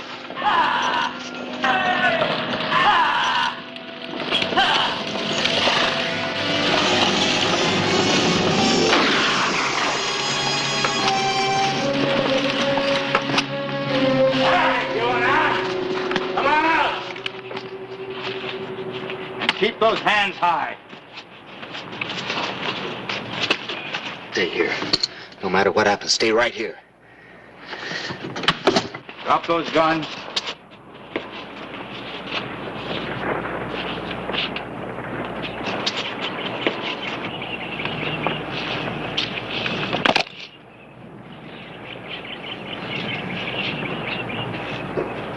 You didn't take any chances on this job, did you? Shut up, law boy. Tell your lady friend to get out. She's just a girl. She don't matter. Who says she don't? He's right. You don't have to bother her. Oh, this is going to be easier than I thought. Oh, let's keep it nice and clean. We don't want to leave anybody behind that's going to give us any trouble. That means you first of all, law boy.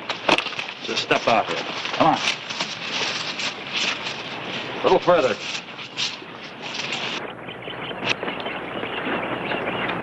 I got you two covered. Hold everything right there.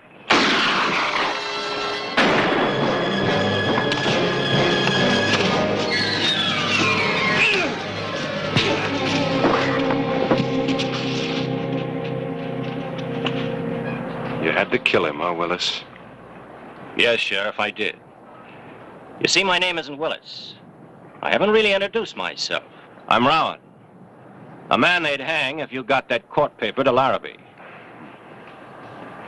That derringer suddenly grew. Well, like I said, in an emergency. But I've got one more surprise for you. All right, Clark. Just like I promised. You get your first real big man.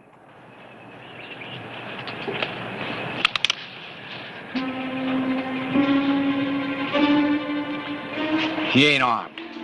Who's ever going to know what happens here? Rowan, you might not be quite as big, but I'd rather start with you.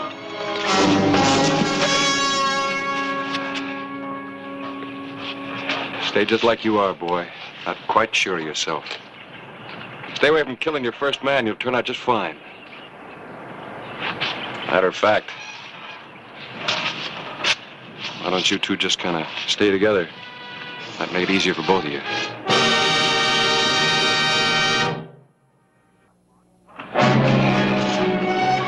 Last trip to Larrabee and he knew it. Get around back. Clark, get some luggage rope and tie up our friend from the Dry Creek station. Yes, sir. Oh, and by the way, may not be much of a killer, but can you drive a stage? We still got to get to Larrabee. Yes, sir.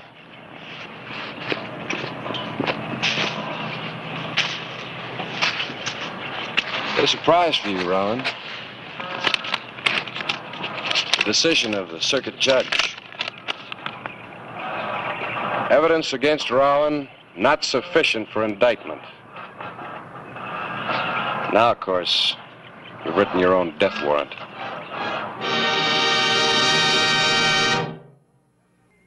Whistle me up a memory, whistle me back where I wanna be. Whistle a tune that'll carry me to Tombstone territory. If your past has run afoul of the law, it's a handy place to be. 'Cause your future's just as good as your draw in Tombstone territory. Whistle me up a memory, whistle me back where I wanna be, to Tombstone territory.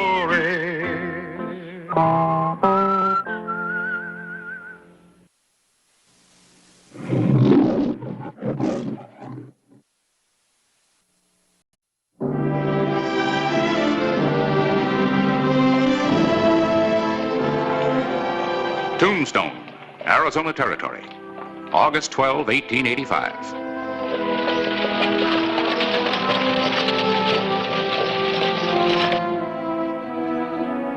The Birdcage Theater had just ended the successful engagement of the fabulous Miss Anita Torson.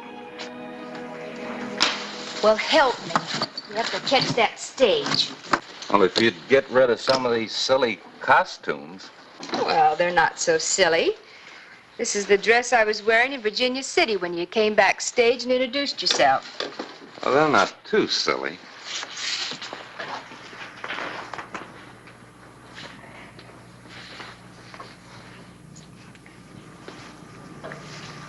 What's wrong? Nothing. I've just heard a lot of broken promises. Oh, of marriage? Well, the promise is in the future. And it's almost within reach. After this? Come on. We gotta get that stage. Oh, sure. If it isn't running for a stagecoach, it's running for something else.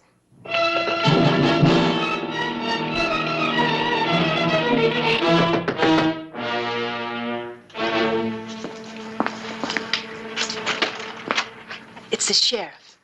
Hurry, get out of here.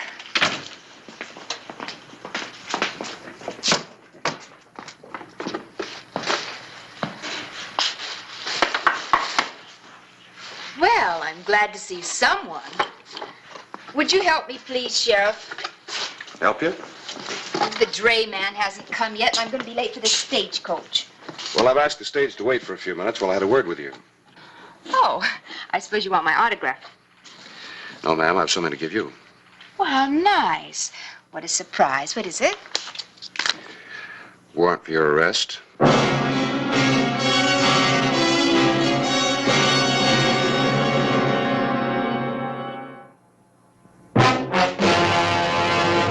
An actual account from the pages of my newspaper, the Tombstone Epitaph. This is the way it happened, in the town too tough to die. Tombstone Territory.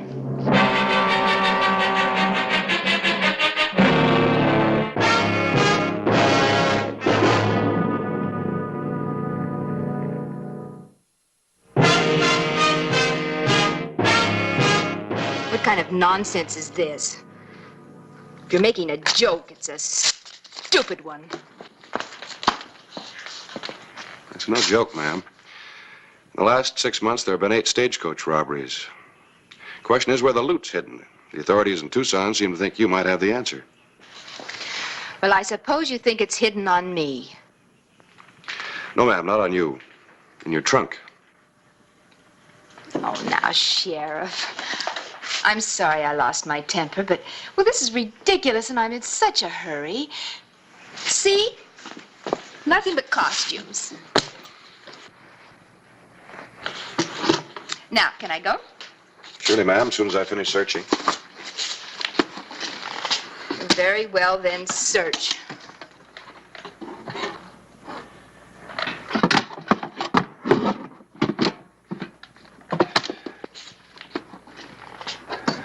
Oh, this is so embarrassing. And we're wasting such valuable time, and the stagecoach is... We'll wait. The dresses.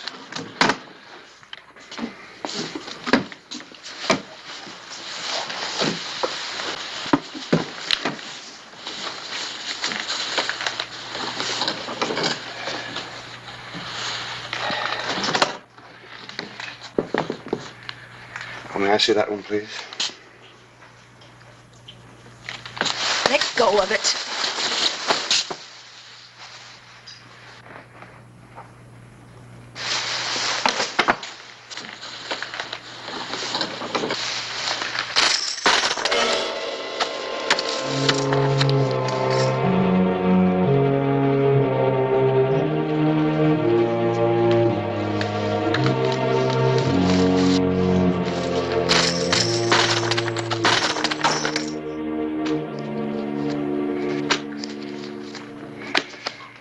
Is that about all of it? You might as well tell me. Why?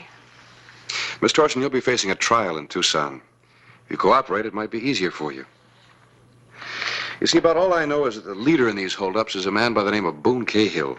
But I don't even know what he looks like. You do. That's your problem, Sheriff. All right. But it's quite a stage trip to Tucson.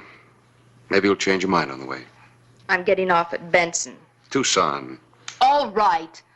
But it is a long ride to Tucson, and you just might meet Boone Cahill along the way. You'll spot him all right, because he'll be the one shooting at you.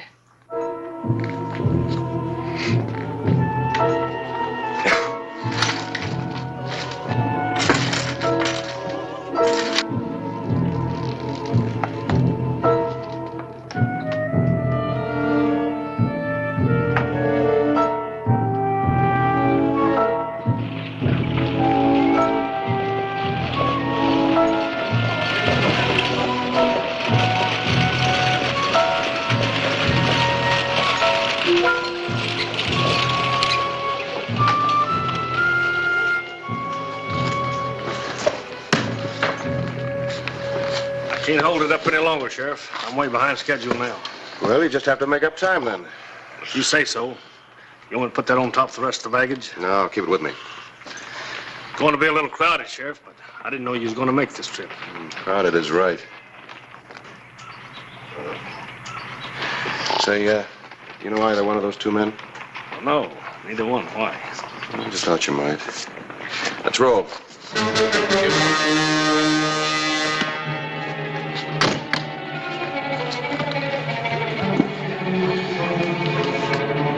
Get up, Brownie!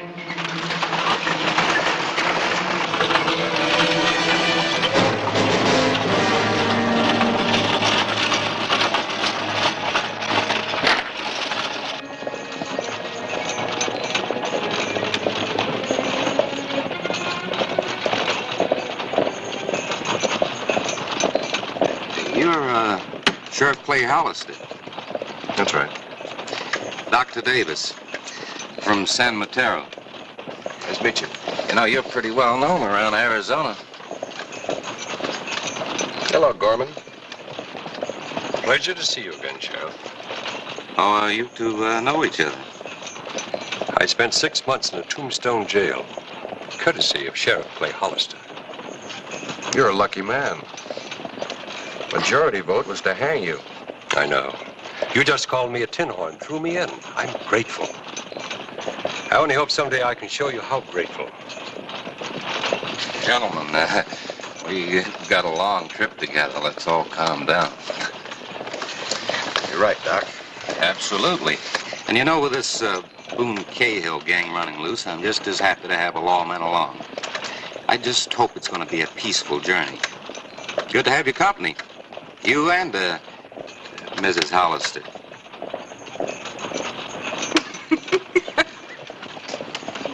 Gentlemen, this lady is my prisoner.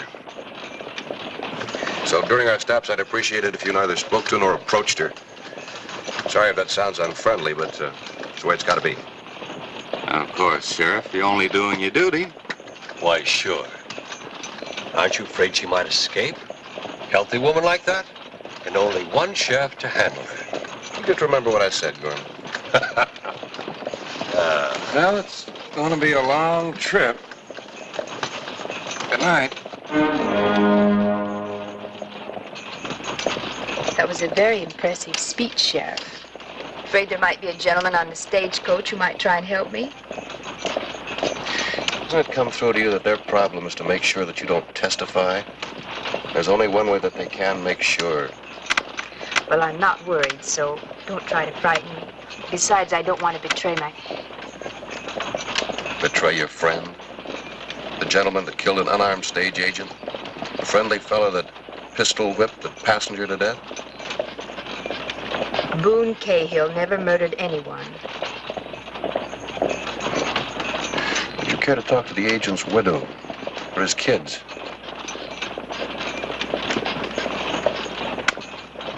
I don't care to talk at all.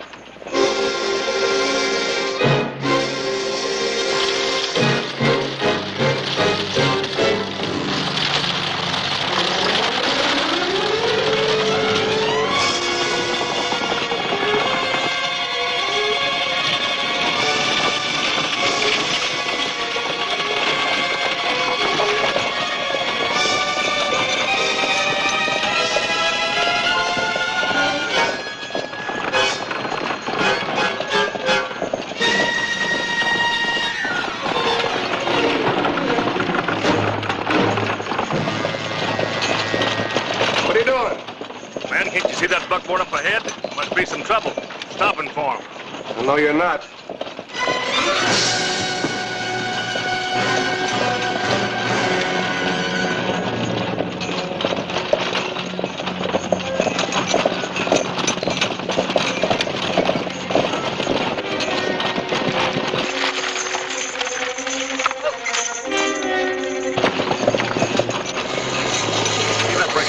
We've got to stop or we'll run right through them.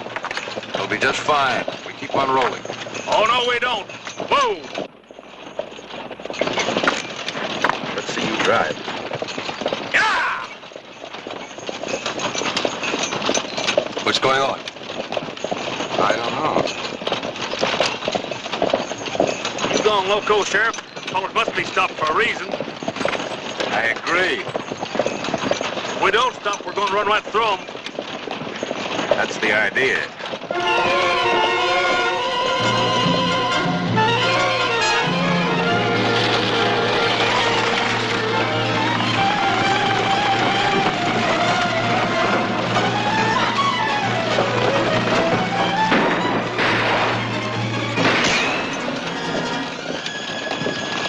No, don't shoot. We'll only rile them.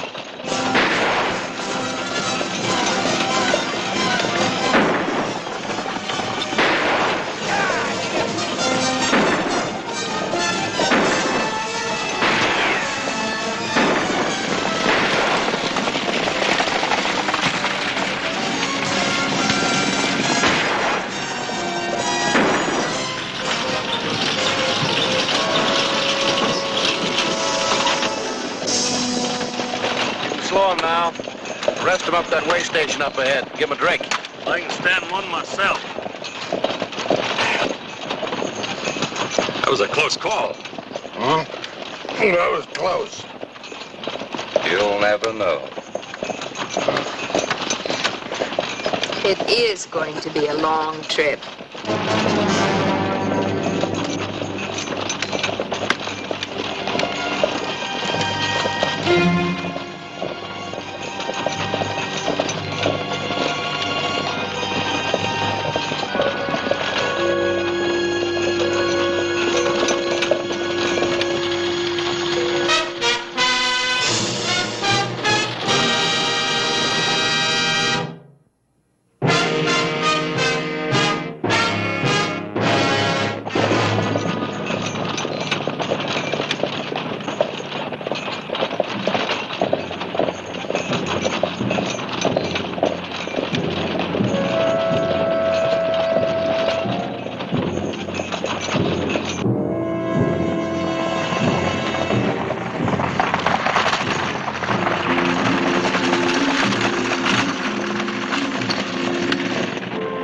The afternoon of August 12, 1885. A way station on the road to Tucson, a destination that some of the people were not to reach alive.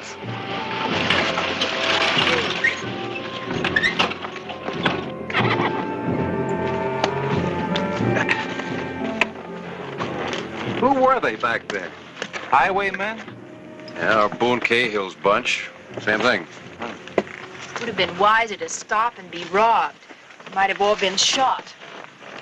You weren't. Say, you get a little drink in there? Yeah. You can also get food. Well, you go to your church and I'll go to mine. Driver, you gonna water your horses? After I get a drink.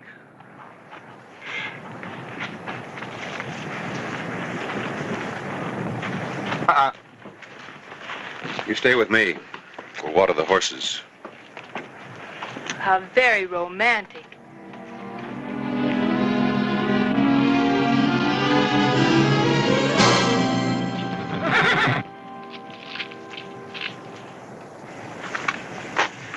I'm starving. You think more of animals than you do of people? Sometimes it's hard to tell the difference. One thing, animals don't try to knife you.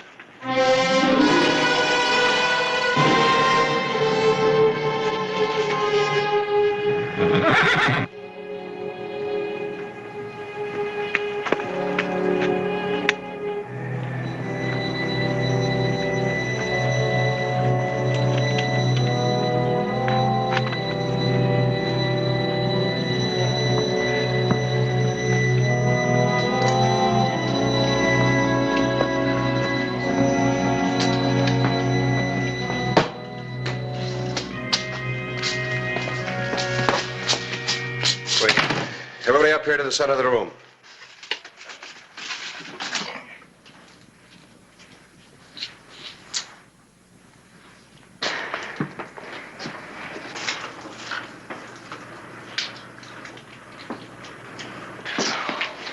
Gorman? Were you speaking to me, Sheriff? Keep your hands clear and give me a gun.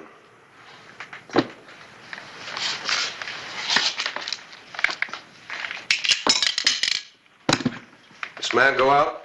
Yeah, he sure did. Out back with the rest of us to wash up. Yeah. Well, somebody tried to knife me out there. One of you. I don't know which one, so I want all of your guns. I'll sit on them for the rest of the trip. Well, you're swinging a lot of weight for a man that's out of his territory, Sheriff. He's right. I'm supposed to have the say-so on this trip. Why, Clay, you seem to be getting unpopular. Sorry, Sheriff, but without some authority... You see my authority. Yeah, if you put it that way. That's the way I put it. Well, I'm going out. Sure, friend. Just as soon as you give me your gun. Yeah? Well, listen. I am tired of taking your orders, Bucko.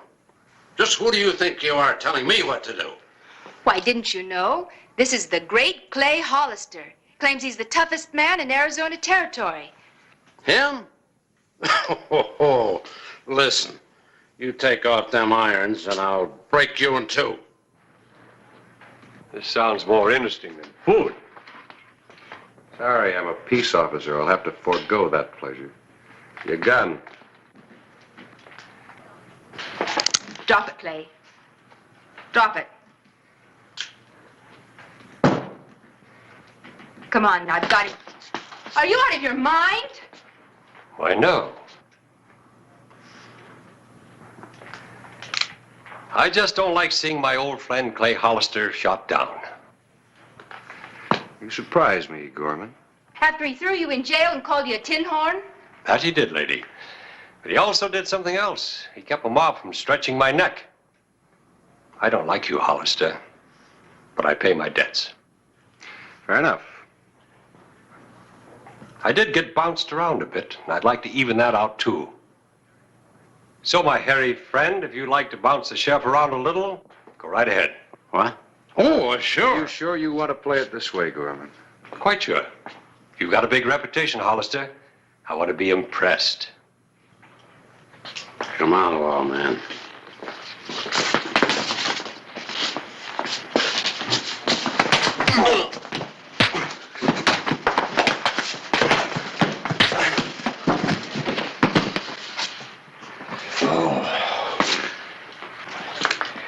Very well, Sheriff. You win all the marbles. Thanks. All right, now you can all go outside as soon as you check your guns. Driver? Yeah. Search them. You mean the lady, too? No, I've already had that pleasure. Doctor. As you wish. But I want it back when we get to Tucson. Next. All right, prize fighter. On your feet. I ain't no prize fighter. Yes, we know. Hey, what are you? Miner or an arsenal? Oh, man has to protect himself in Arizona. Yeah, he's right, Sheriff. All right, let's go.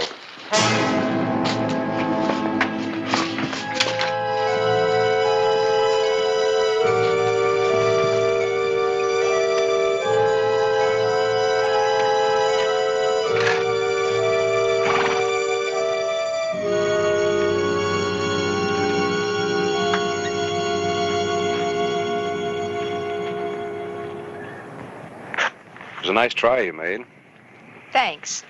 but a hopeless one. Can't you get it through your head that all Cahill wants is you dead? That's a lie. Why do you think they shot at the stage? I'm not interested. Sorry. All right, I'll do it my way.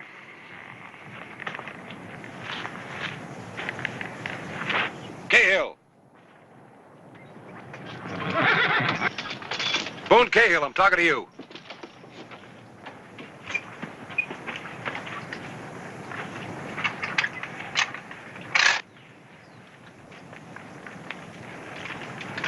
One of you is a murderer. The next stop is Tucson. When we get there, you're a dead man. But, Sheriff, I thought you said you didn't know who Cahill was. I didn't, but I do now. I didn't tell you a thing. That's all right. You're safe now. There are no more stops between here and Tucson. I know what you're trying to do, but I didn't tell you anything. What are you so nervous about? I thought you said you weren't afraid of Cahill. I'm not. Then you've got nothing to worry about. Look here, Sheriff. We all know what you're trying to do. Forces Cahill to make a move. But personally, I can't approve of the way you're going about it. Tell me, what's your interest? Why? Open the bag. Now, what is this? You say you're a doctor. Well, of course. Everybody knows Dr. Davis. Well, let's see what you know. Empty it. Sheriff, may I suggest... You know, you're nervous and a little overwrought. I think these pills will fix you up just fine. No, thank you. Did you think I was your gunman? Just being careful. Empty the bag. You know, it's a funny thing.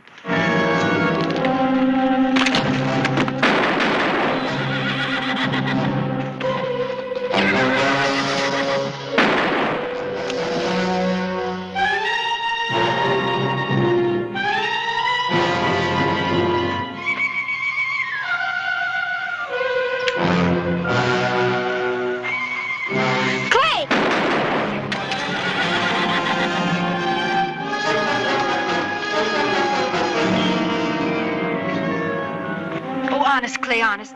I didn't know he was one of them. You did just fine.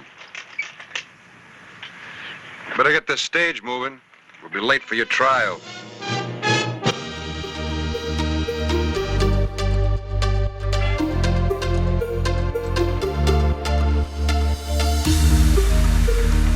You're not going to get away with this, Sheriff. You just wait till the morning. Dead. Little gag's finished, and so are you.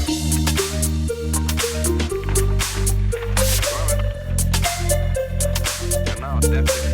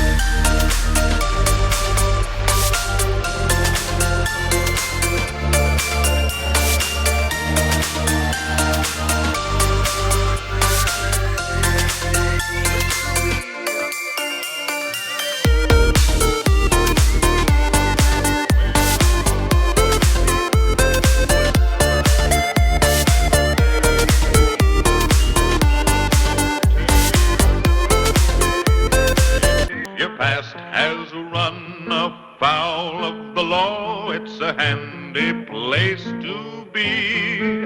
'Cause your future's just as good as your draw in Tombstone territory. Whistle me up a memory, whistle me back where I wanna be, to Tombstone territory.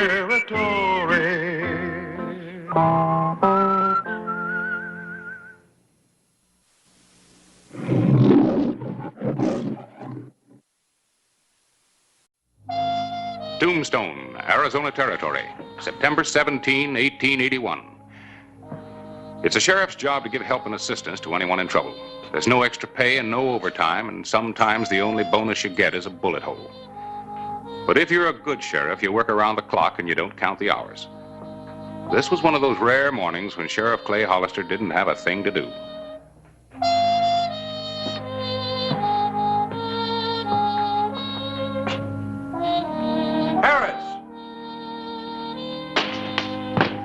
Harris? Come on in. Morning, Clay. What's up? Oh, well, nothing. I just saw you going by. It's good to see you. Why? One of those mornings. Sit down. Why? Well, to talk. That's the trouble with people today. They don't have time to sit down and talk. Now, come on, sit down. You want to make it a dull day for me, too? No. Why don't you go talk to your prisoners? There's only one back there, old Uriah. Again? Yeah, he's sleeping it off. All I can get out of him is snores. Well, you've got your problems. Mine's breakfast. See ya. Well, what are you gonna have for breakfast? Oh, the usual. Poached eggs, Yeah. toast. Yeah. Oh, confound it, Clay. You know what I have for breakfast. Why don't you talk to your wanted posters or your pictures on the wall?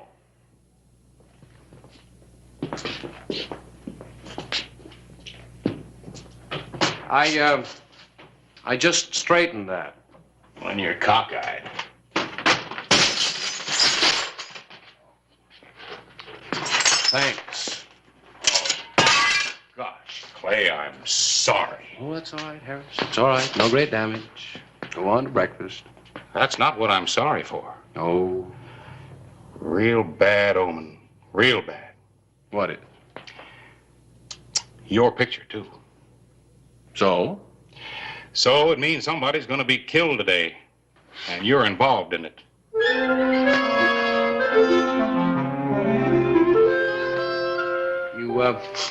You just make that up? That's right. Uh-huh. You said you didn't have anything to do today, so I just thought that I'd give you something to think about. Somebody gonna get killed. How do you suppose superstitions like that really do get started? I don't know. I suppose somebody makes a wild statement like I did, and it comes true.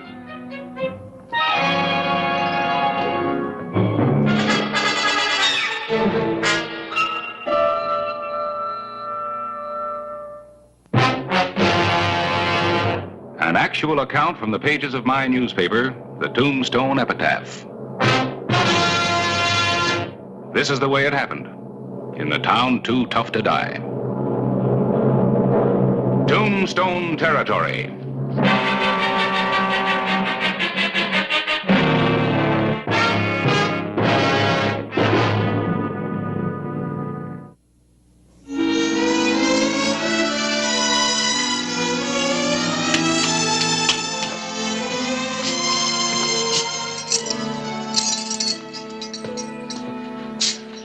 Uriah, come on, it's 6:30. Time to be up and out. Oh, Sheriff. You sure caused enough trouble last night at the Oriental. I did? Yeah. 1 table, 3 chairs, and 15 glasses. Well, any man's got a right to a little fun. Fun, huh? You know what's wrong with this world, Clay?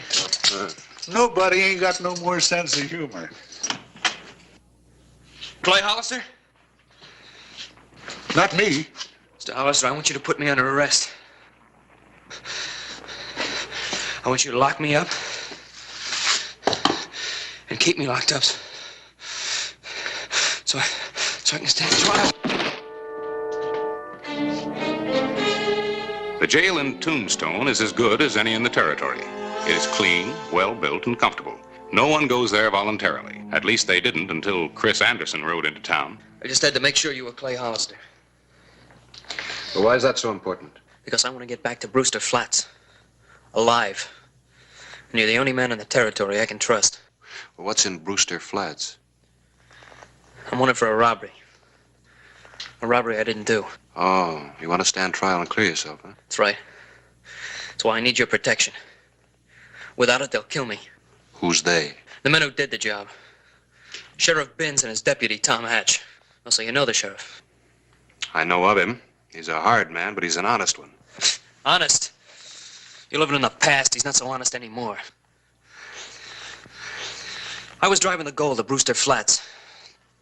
Binns and Hatch were going to meet me at Twin Forks. That's where I was going to give them the gold. They were going to blame it on bandits, and we were going to split the money 3 ways.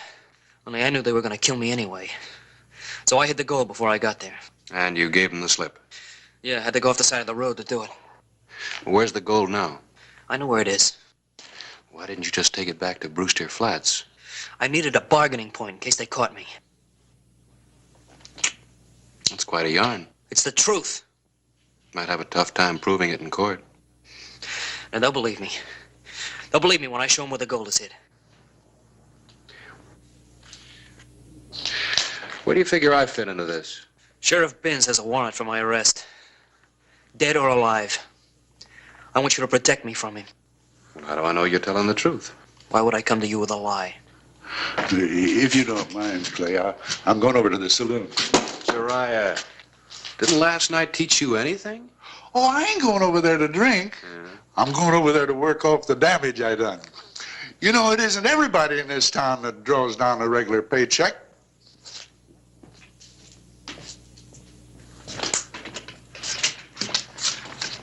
Hey, Clay, give a look.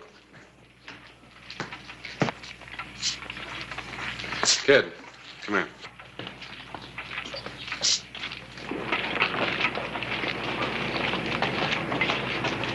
That's Sheriff Binns, all right.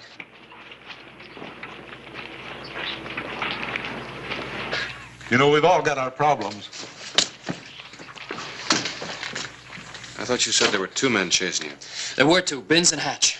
And where's Hatch? Well, how do I know? Maybe Binns killed him. Look, don't take any chances with Binns. He'll do anything to save his skin.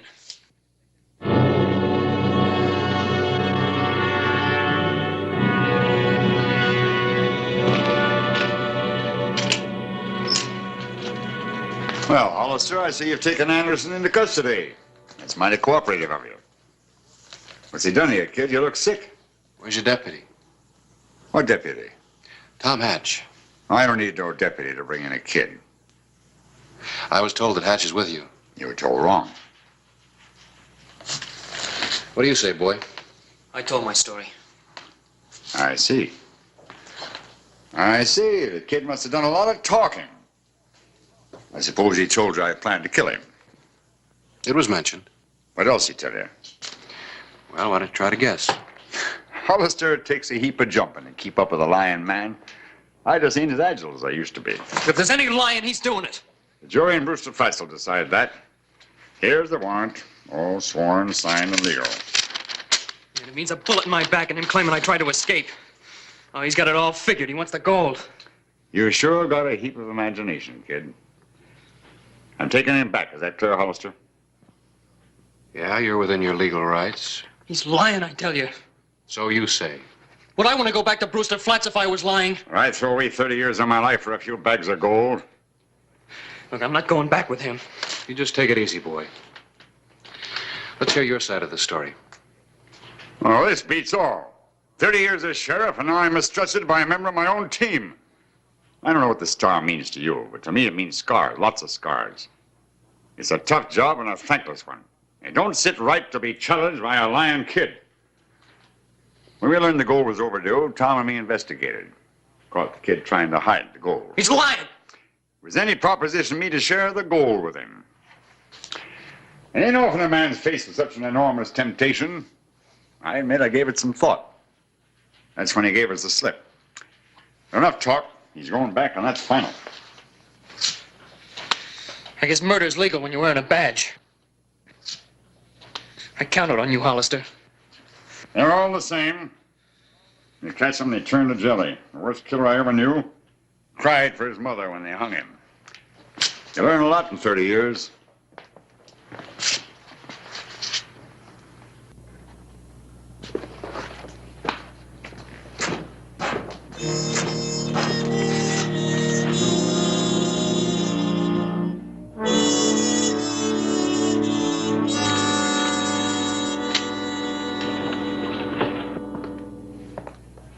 Who's prisoner?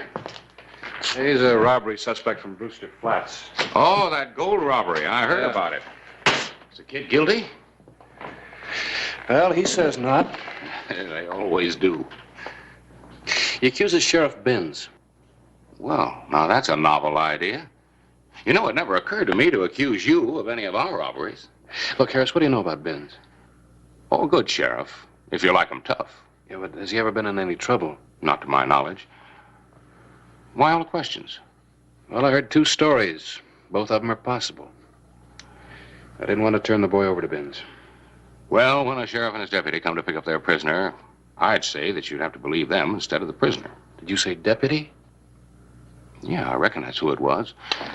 Big fellow rode in with Binns, stayed over at the Crystal Palace while Binns came looking for you. How do you happen to know all this?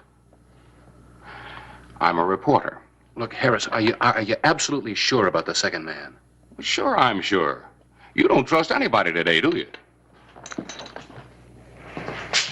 Hey, what's up? Just what I'm going to find out.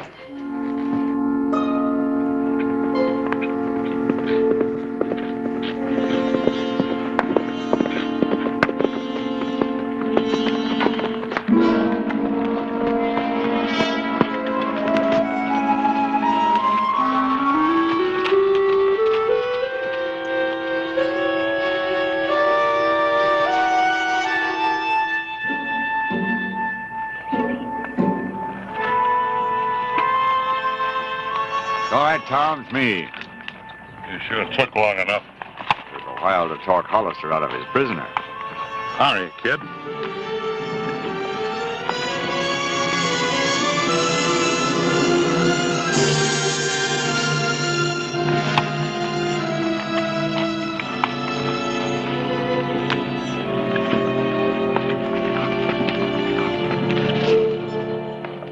Take it easy, Tom. It's Hollister. I'll handle it. Well, Hollister, I didn't expect to see you so soon again. That's your deputy? I guess I lied a little. Nothing serious. Just a matter of pride, good sense. If I got around how much I need him, I'd be through as sheriff. Get the point? Yeah, I guess I see what you mean. Say, Binns, I think I'll ride along with you to Brewster Flats. Well, that's very generous of you, but I think we can handle the kid ourselves. Well, 50 miles is a pretty long way. Wouldn't want anybody to get hurt. You sure take your job serious, don't you? You got any objections to my company? No, not at all. I have nothing to hide. 2 lawmen or 3. As long as we bring a prisoner into Brewster Flats. I'm glad you see it that way. Mount up, Tom. Guard Anderson. We got a long, hard ride ahead of us. All right, stop grinning and start moving.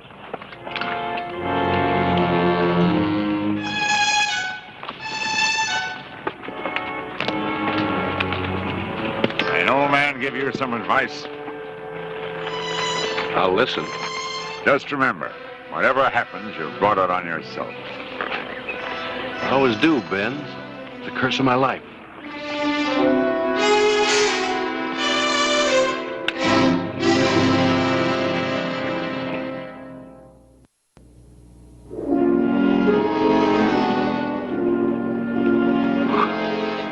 Noon, September 17, 1881. The first fresh stream.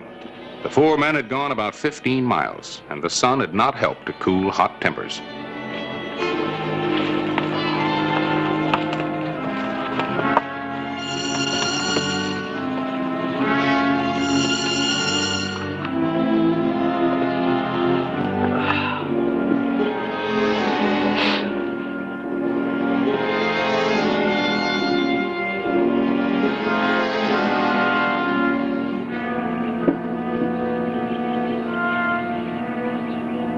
I could get Hollister from here. It wouldn't serve any purpose. Could drop him with one shot easy. Such optimism could be fatal. Why don't you talk English? Meet Kitty before your gun was half out of your holster. You want to bet I ain't faster than he is? You'll never live to a ripe old age, that's for certain. We can't take him to Brewster Flats. I've been giving the matter some thought. There's several ways to handle a man like Hollister. When I need your gun, I'll tell you. Well, don't wait too long. What do you suppose they're up to? Let them talk. We've got the horses. You gotta face the facts, Hollister. You're gonna have to kill them sooner or later. You're beginning to sound as bloodthirsty as Hatch. But they'll kill you.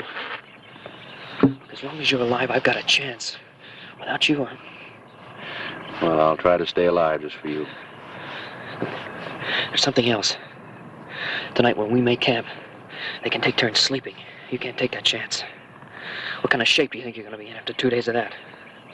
What do you think I ought to do? Just walk over there and blast them? You could claim self-defense. I testify as a witness. I'll get you some water.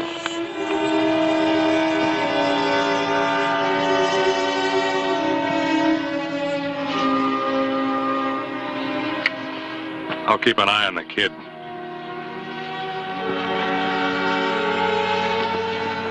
Tom, just keep on walking.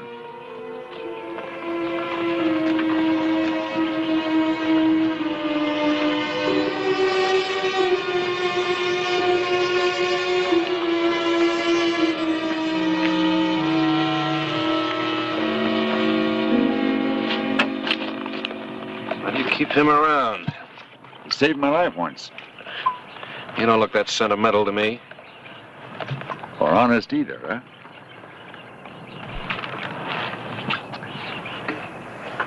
Let me tell you something. All my life I've been like you. Honest, brave, and broke. Now I'm coming to the end of the line. What have I got to show for it? Nothing. I know why you followed us here, Hollister. We're two of a kind. It isn't just because of the badge, either. It's an awful lot of gold that kid's got buried away. Enough for 4 men. Big of you to include the boy. Greed doesn't get you anything but an early grave. We split the gold. The kid takes off for Mexico. You go back to Tombstone. Tom and I continue to keep the peace at Brewster Flats. That's simple, huh? The kid escaped, that's all I'll say. My reputation will carry me through. Well? You make it sound real tempting. What good is a halo if you wear it so tight it gives you a headache? I've had a headache all my life. It ain't worth it. You gotta admit it makes better sense than us killing each other. Now, do you want 5 minutes to wrestle with your conscience, or is it a deal? Let's go talk to the boy.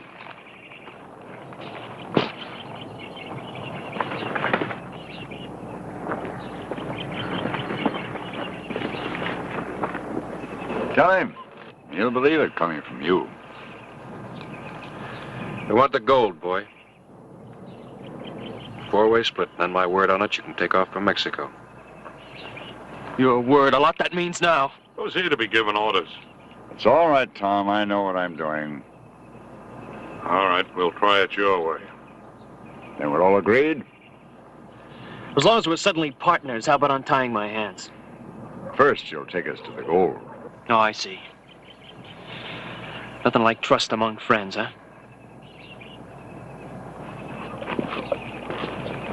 What's the matter, Hollister? Your halo's still pinching?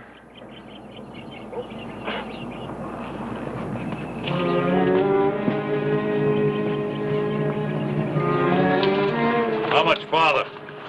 2 minutes. Gold better be there.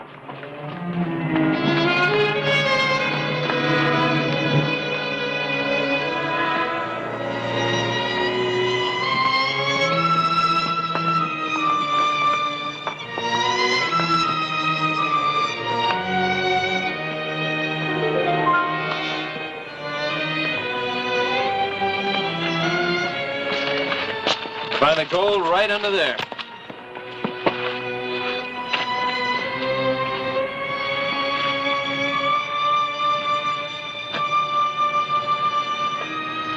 Suppose after we dig up the gold, they make a run for it. Now, Tom, you saw the trail. We can kill them before they got 100 yards. Give me your hands. There's a gun in my saddle blanket. Be ready to use it when I tell you to. I underestimated you. I'm just full of surprises.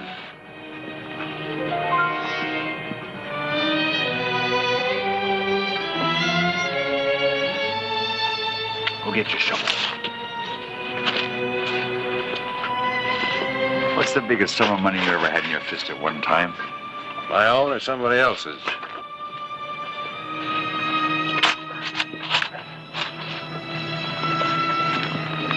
I once had $10,000 in my hand.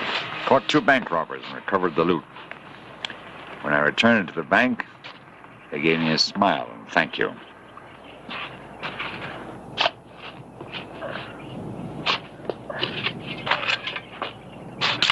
Haven't found anything yet. Keep digging. You gotta expect to do some work for a fortune. Yes, sir. That $10,000 is the prettiest sight I ever saw. Hey, I think I hit something.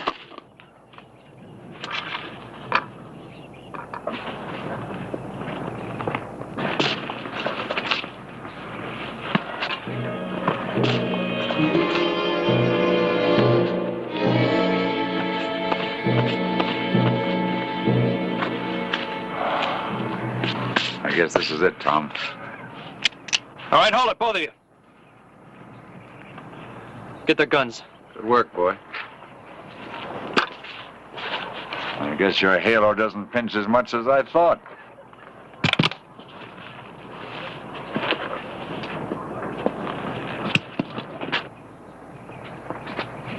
Okay, now drop your gun, Bell Hollister. Come on, drop it, quick! Sure hate to be shot with my own gun.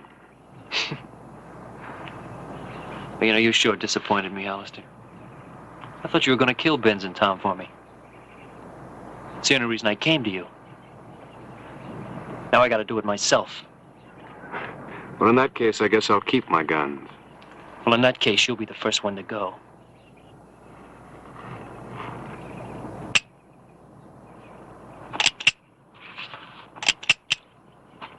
That's right. It's empty.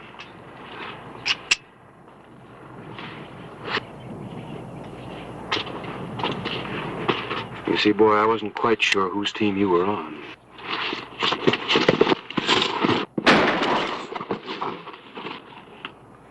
Anybody else got any wild ideas?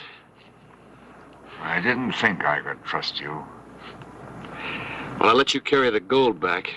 That way you'll have something to think about on the way to your jail.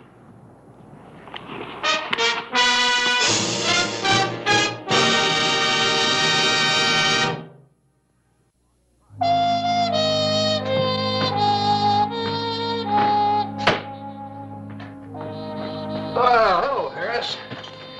How things been around town? Well, crime took a holiday while you were away. We should do the same thing while I'm here, too. Here you had yourself quite a time. Ellen got the report by wire. Oh, yeah. Yeah, they're going to have quite a trial over there at Brewster Flats. Wonder how many more lies that boy can think up to tell. How much gold was involved? About 10 bags of dust. $10,000, roughly. Well, no wonder Ben succumbed to temptation. Now there's an interesting thought. What's that? What would you or I do when faced with such a big temptation? Would we even consider it? Well, it might depend on how many ways we had to split it. I've seen temptation, and I say don't do it. Working in that saloon over there. Billions of bottles all over the place. Lovely bottles. All sizes and all shapes. It ain't right to expose any man to temptation. All right, Jeriah, come on. Don't bother, Mr. Hollister. I can find my own way.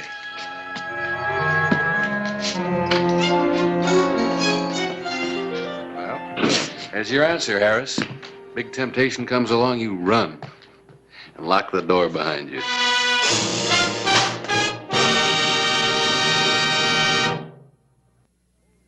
Whistle me up a memory, whistle me back where I wanna be. Whistle a tune that'll carry me to Tombstone territory. If your past has run afoul of the law, it's a handy place to be. 'Cause your future's just as good as your draw in Tombstone territory. Whistle me up a memory, whistle me back where I wanna be, to Tombstone territory.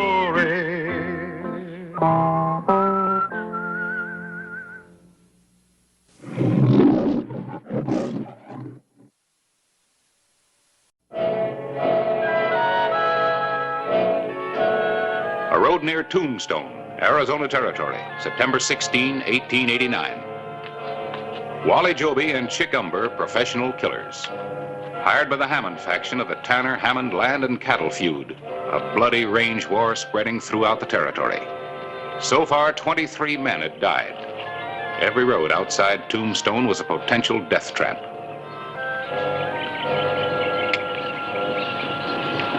Hey, Joby. Look.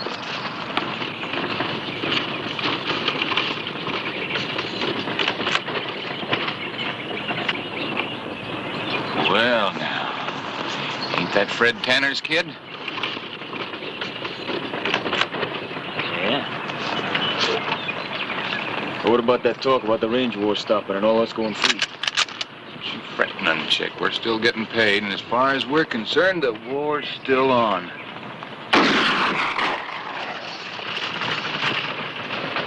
Like a setting duck. Another $50.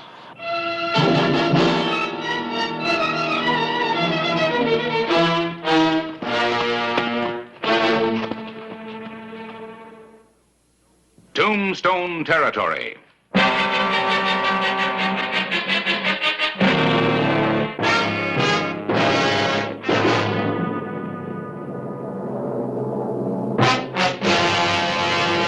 An actual account from the pages of my newspaper, the Tombstone Epitaph. This is the way it happened, in the town too tough to die.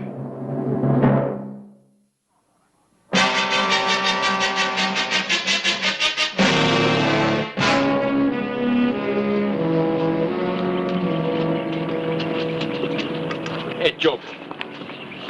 Do you think we're pushing our luck riding right into Tombstone? You know something about yourself, Chick? You're a worrier.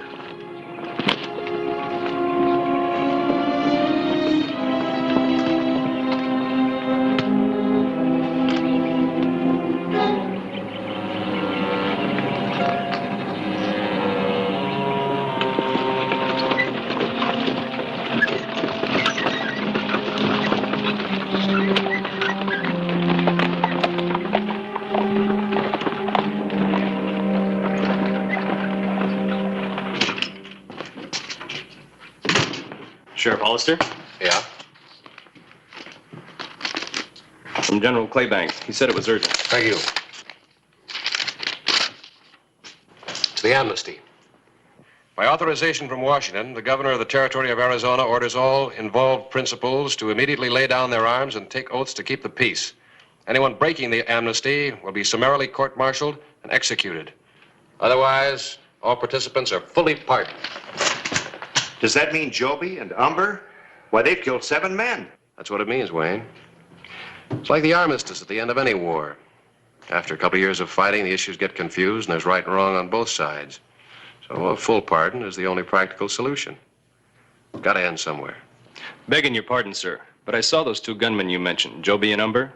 Some out on the trail riding in, only a couple of miles out of town. Well, thank you very much, but they're not wanted men anymore. Unless they break this amnesty, I can't touch them.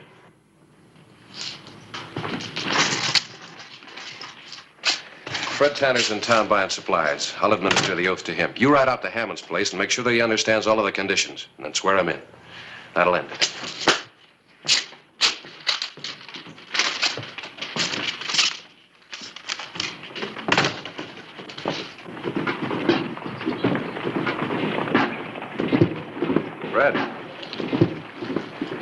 Still chasing Hammond's hired gunman? Or have you quit trying? I wouldn't say that. $50 a man Josh Hammond pays them. And you haven't even touched them. They're murderers, cold-blooded murderers. There was a lot of blood spilled on both sides, Fred. Besides, I need proof to arrest anybody. And I'm not looking for him anymore. Neither are you. The amnesty's come through. It's all over. I'd be glad. Except for that Joby and that Umber. Yeah. Yeah, I know what you mean. Come on over to my office. I'll give you the oath. Wayne's out getting Hammonds now. All right, Clay. You know the real reason I'm glad it's finished? After 3 years of shooting and killing, it's not so much the land anymore, nor what this sort of thing has done to me. It's what it might do to my son. Les was 14 when it started. He's 17 now, and figures he's big enough to help out with a gun. Or be killed by one.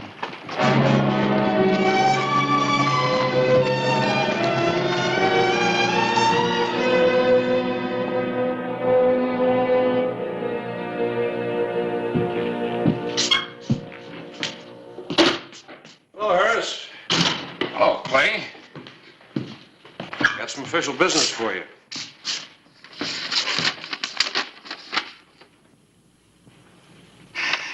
Well, this is one notice I'll be happy to print. Free.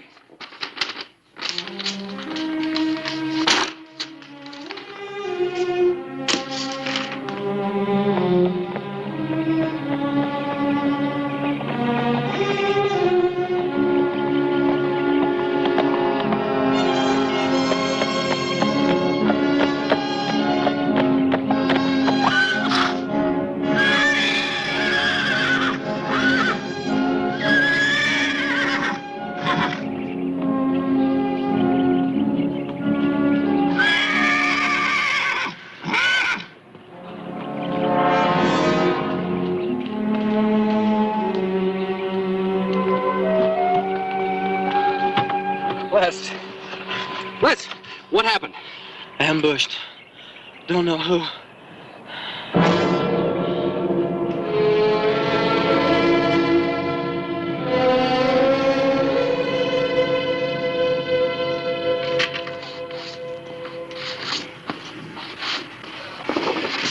$20 enough? Yeah, you post one of them, I'll take care of the rest. All right. Thanks.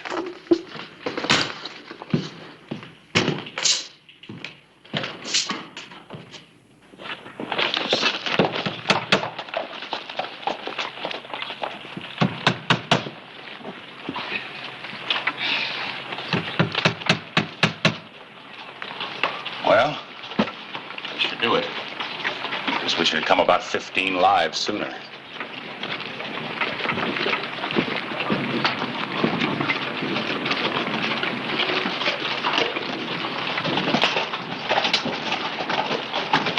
Better get Clay.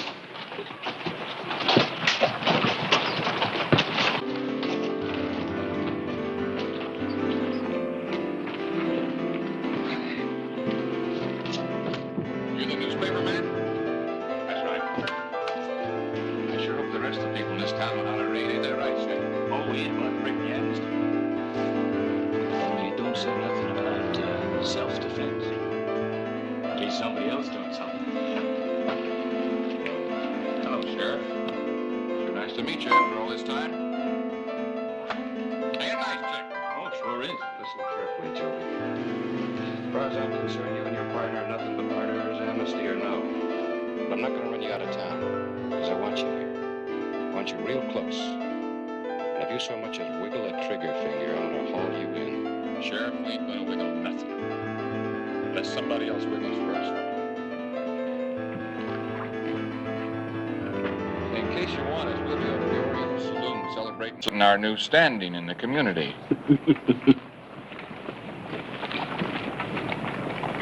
They're going to make it a bitter pill to swallow, aren't they?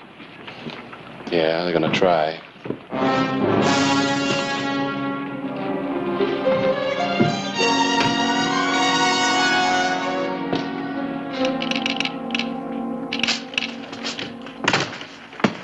Hello, Ellen. Hi. Anything come in on those telegrams you sent out? Yes. No one seems to have anything definite on them. No, just a chance. I was hoping I could turn up something. Wally Joby, known member of the Wild Bunch, suspected bank robber. No proof or warrant. Provo, Utah. Wally Joby and Chick Umber questioned in killings during Santa Fe sheep and cattle war last year. No proof. And the same thing, Pecos, Texas. There's not a warrant in the bunch. They played it pretty smooth. I still can't touch them. Can't touch them? What are you talking about? Forgot you hadn't heard. Here. Thanks, Ellen.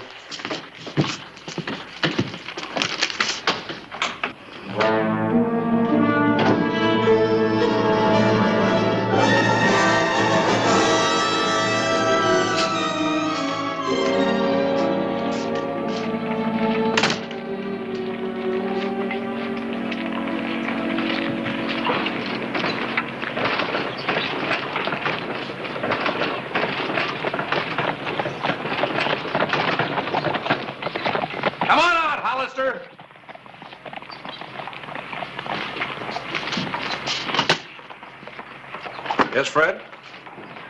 Look in the back.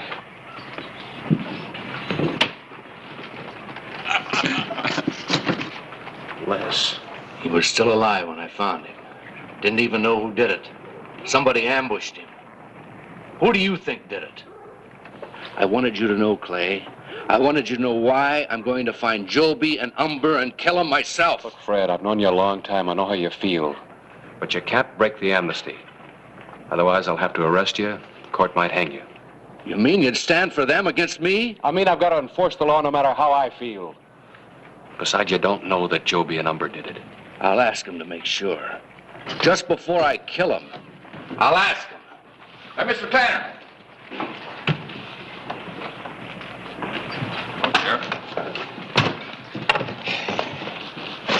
Mr. Tanner, we sure are sorry about the kid. How did you know? Well, nobody told us about the amnesty, and when the boy come along with... No, Fred.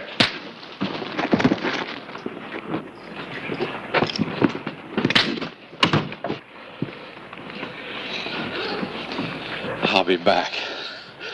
Next time, things will be different. I'll bring enough men to do it my way.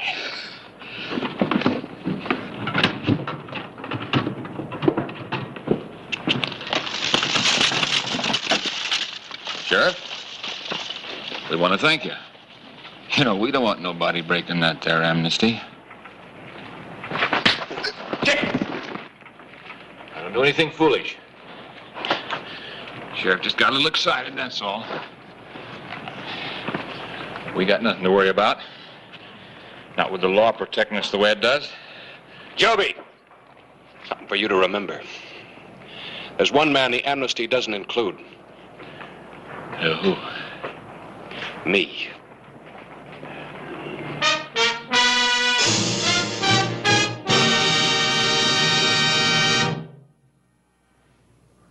The afternoon of September 16, 1889. A day Sheriff Clay Hollister stood alone to uphold the laws he was sworn to enforce.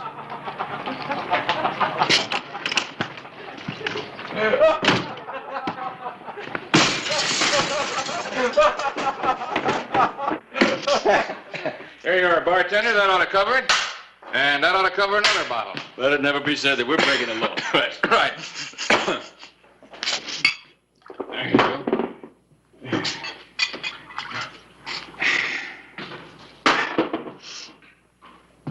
I feel like a little poker, Chick. How about you? Sure. What about Tanner? He ain't gonna bother us none. You saw what the sheriff did. Next time he'll use his gun if he has to.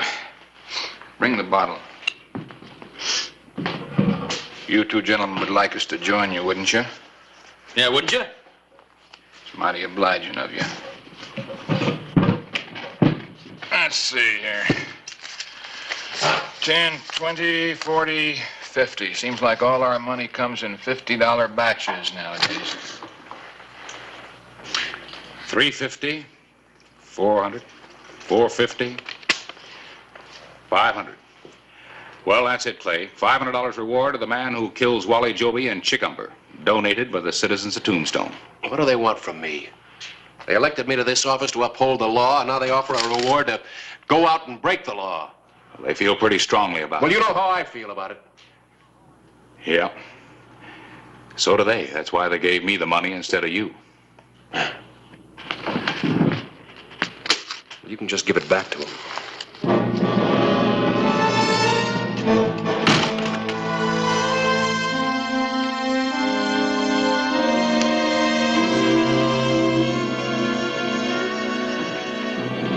An amnesty is a truce to stop wanton killings, a searing medicine to clean the gaping wounds of war, but which can leave little sores of infection to fester and spread. Toby. Hello, Sheriff. I want you and Umber out of town now. Well, 30 minutes ago, you were telling us we had to stay. Well, I changed my mind. Well, you have. Well, we ain't. I said now. Try it. Now, Sheriff, we ain't gonna start anything. You want us to leave, we leave. I guess you're ace high. First town I ever saw where a single and ace beat two of a kind. How much time we got? I sure would like a drink first. 30 minutes.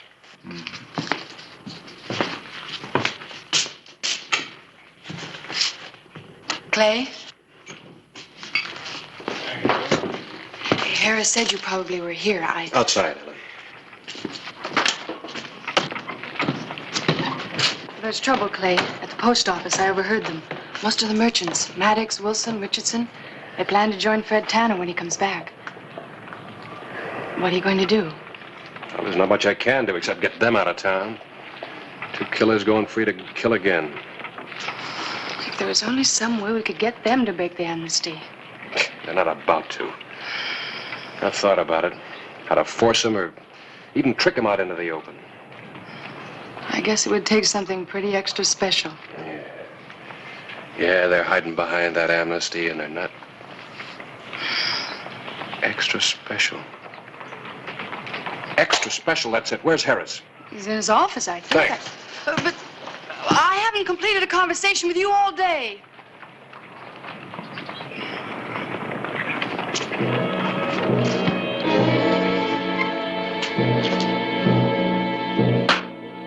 Harris. I know how I can do it. I can force Joby and Umber out into the open, out from under the protection of the amnesty. But I need your help. Well, sure, Clay. What do you want me to... Front page of the epitaph. Is it all set up? Yeah. Well, can you change it? Change it? Yeah. Here's a headline for a front page story I need fast. Well, you don't think anything of ruining 3 hours' work, do you? It's for a very special extra edition of the paper. Just one copy, in fact.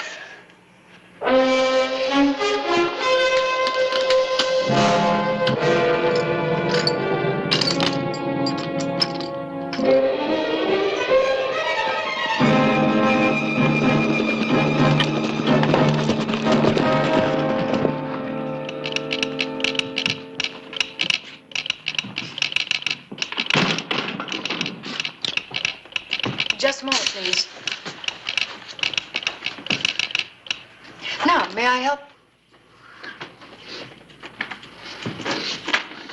I know who you are. If you're smart, you'll ride out of Tombstone.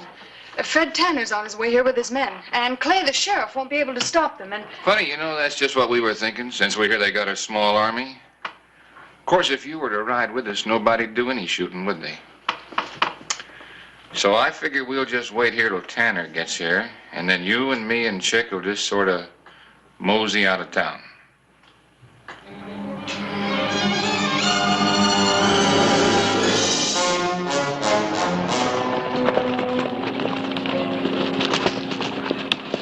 Just in case they slip through, two of you take the east road. We'll meet you at the edge of town. Don't forget, I want those two. All right, let's go.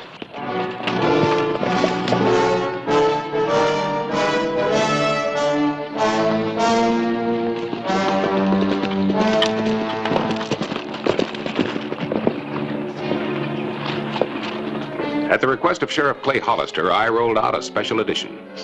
Amnesties restricted to members of Tanner Hammond families only. All hired killers and gunmen to pay for their crimes. 15 minutes. Quick work. I'll just make sure they see it pronto. Yeah, I'll be waiting for you.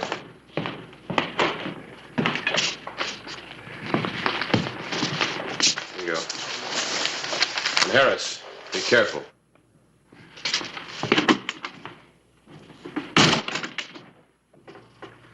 Hey, Chick, let's load the saloon. Get us a couple of bottles. While we're waiting, we might as well get a little sociable. Seem like no time to be messing with drinking, Wally. You just quit thinking and get it. All right.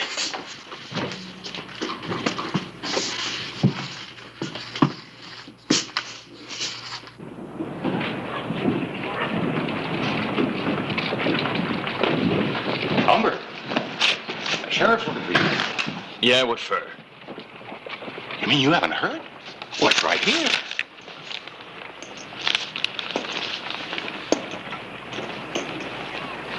They can't do this. They can't do this.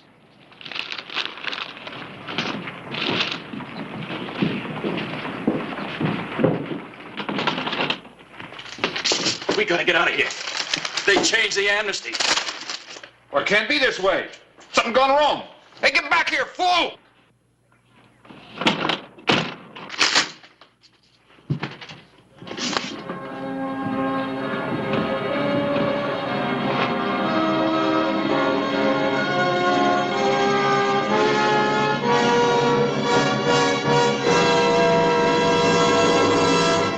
Get away from that horse, Sheriff.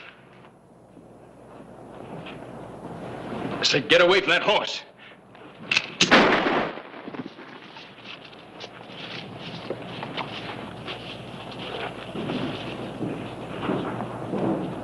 Tanner. Yeah. And where's Joby? Telegraph office, I think.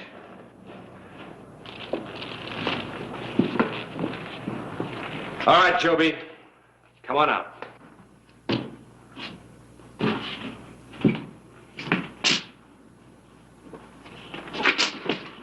Now, don't ask for it.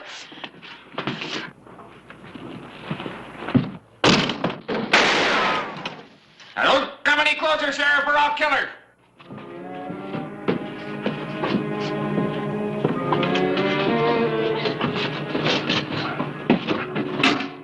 You can't get away with this. Why not? Nobody's gonna shoot you.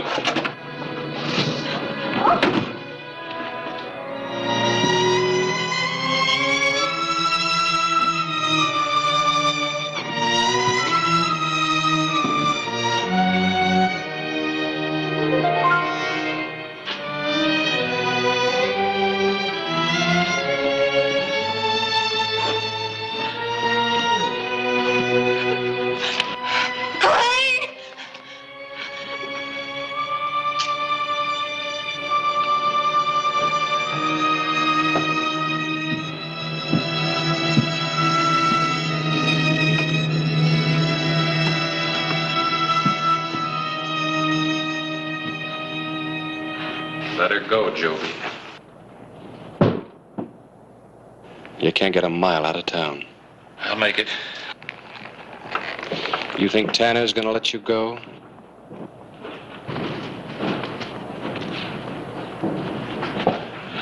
You call Tanner off or I'm gonna kill her. You hurt her and I'll beat you to death.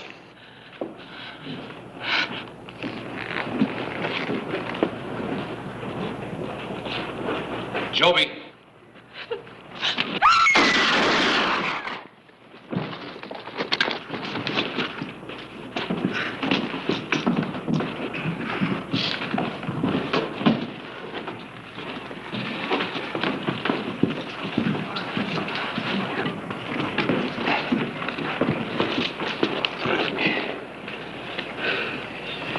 Whatever you have to do.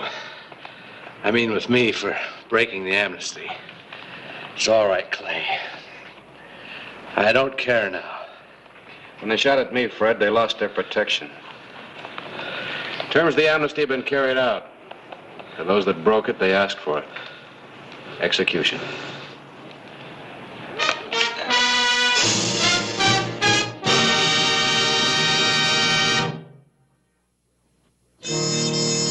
Clay, I sort of hate to break up this front page. First time in my career I ever put out a one-copy extra. You better save the paper. Someday it might be a collector's item. They were safe until they tried to shoot it out. You sure came up with an ace in the hole. What makes you say that? I heard about it. Joby had it figured right at the Oriental. What do you mean? Wonder if he knew he was playing for such high stakes when he said this was the only town he'd ever been in where a singleton ace beats two of a kind.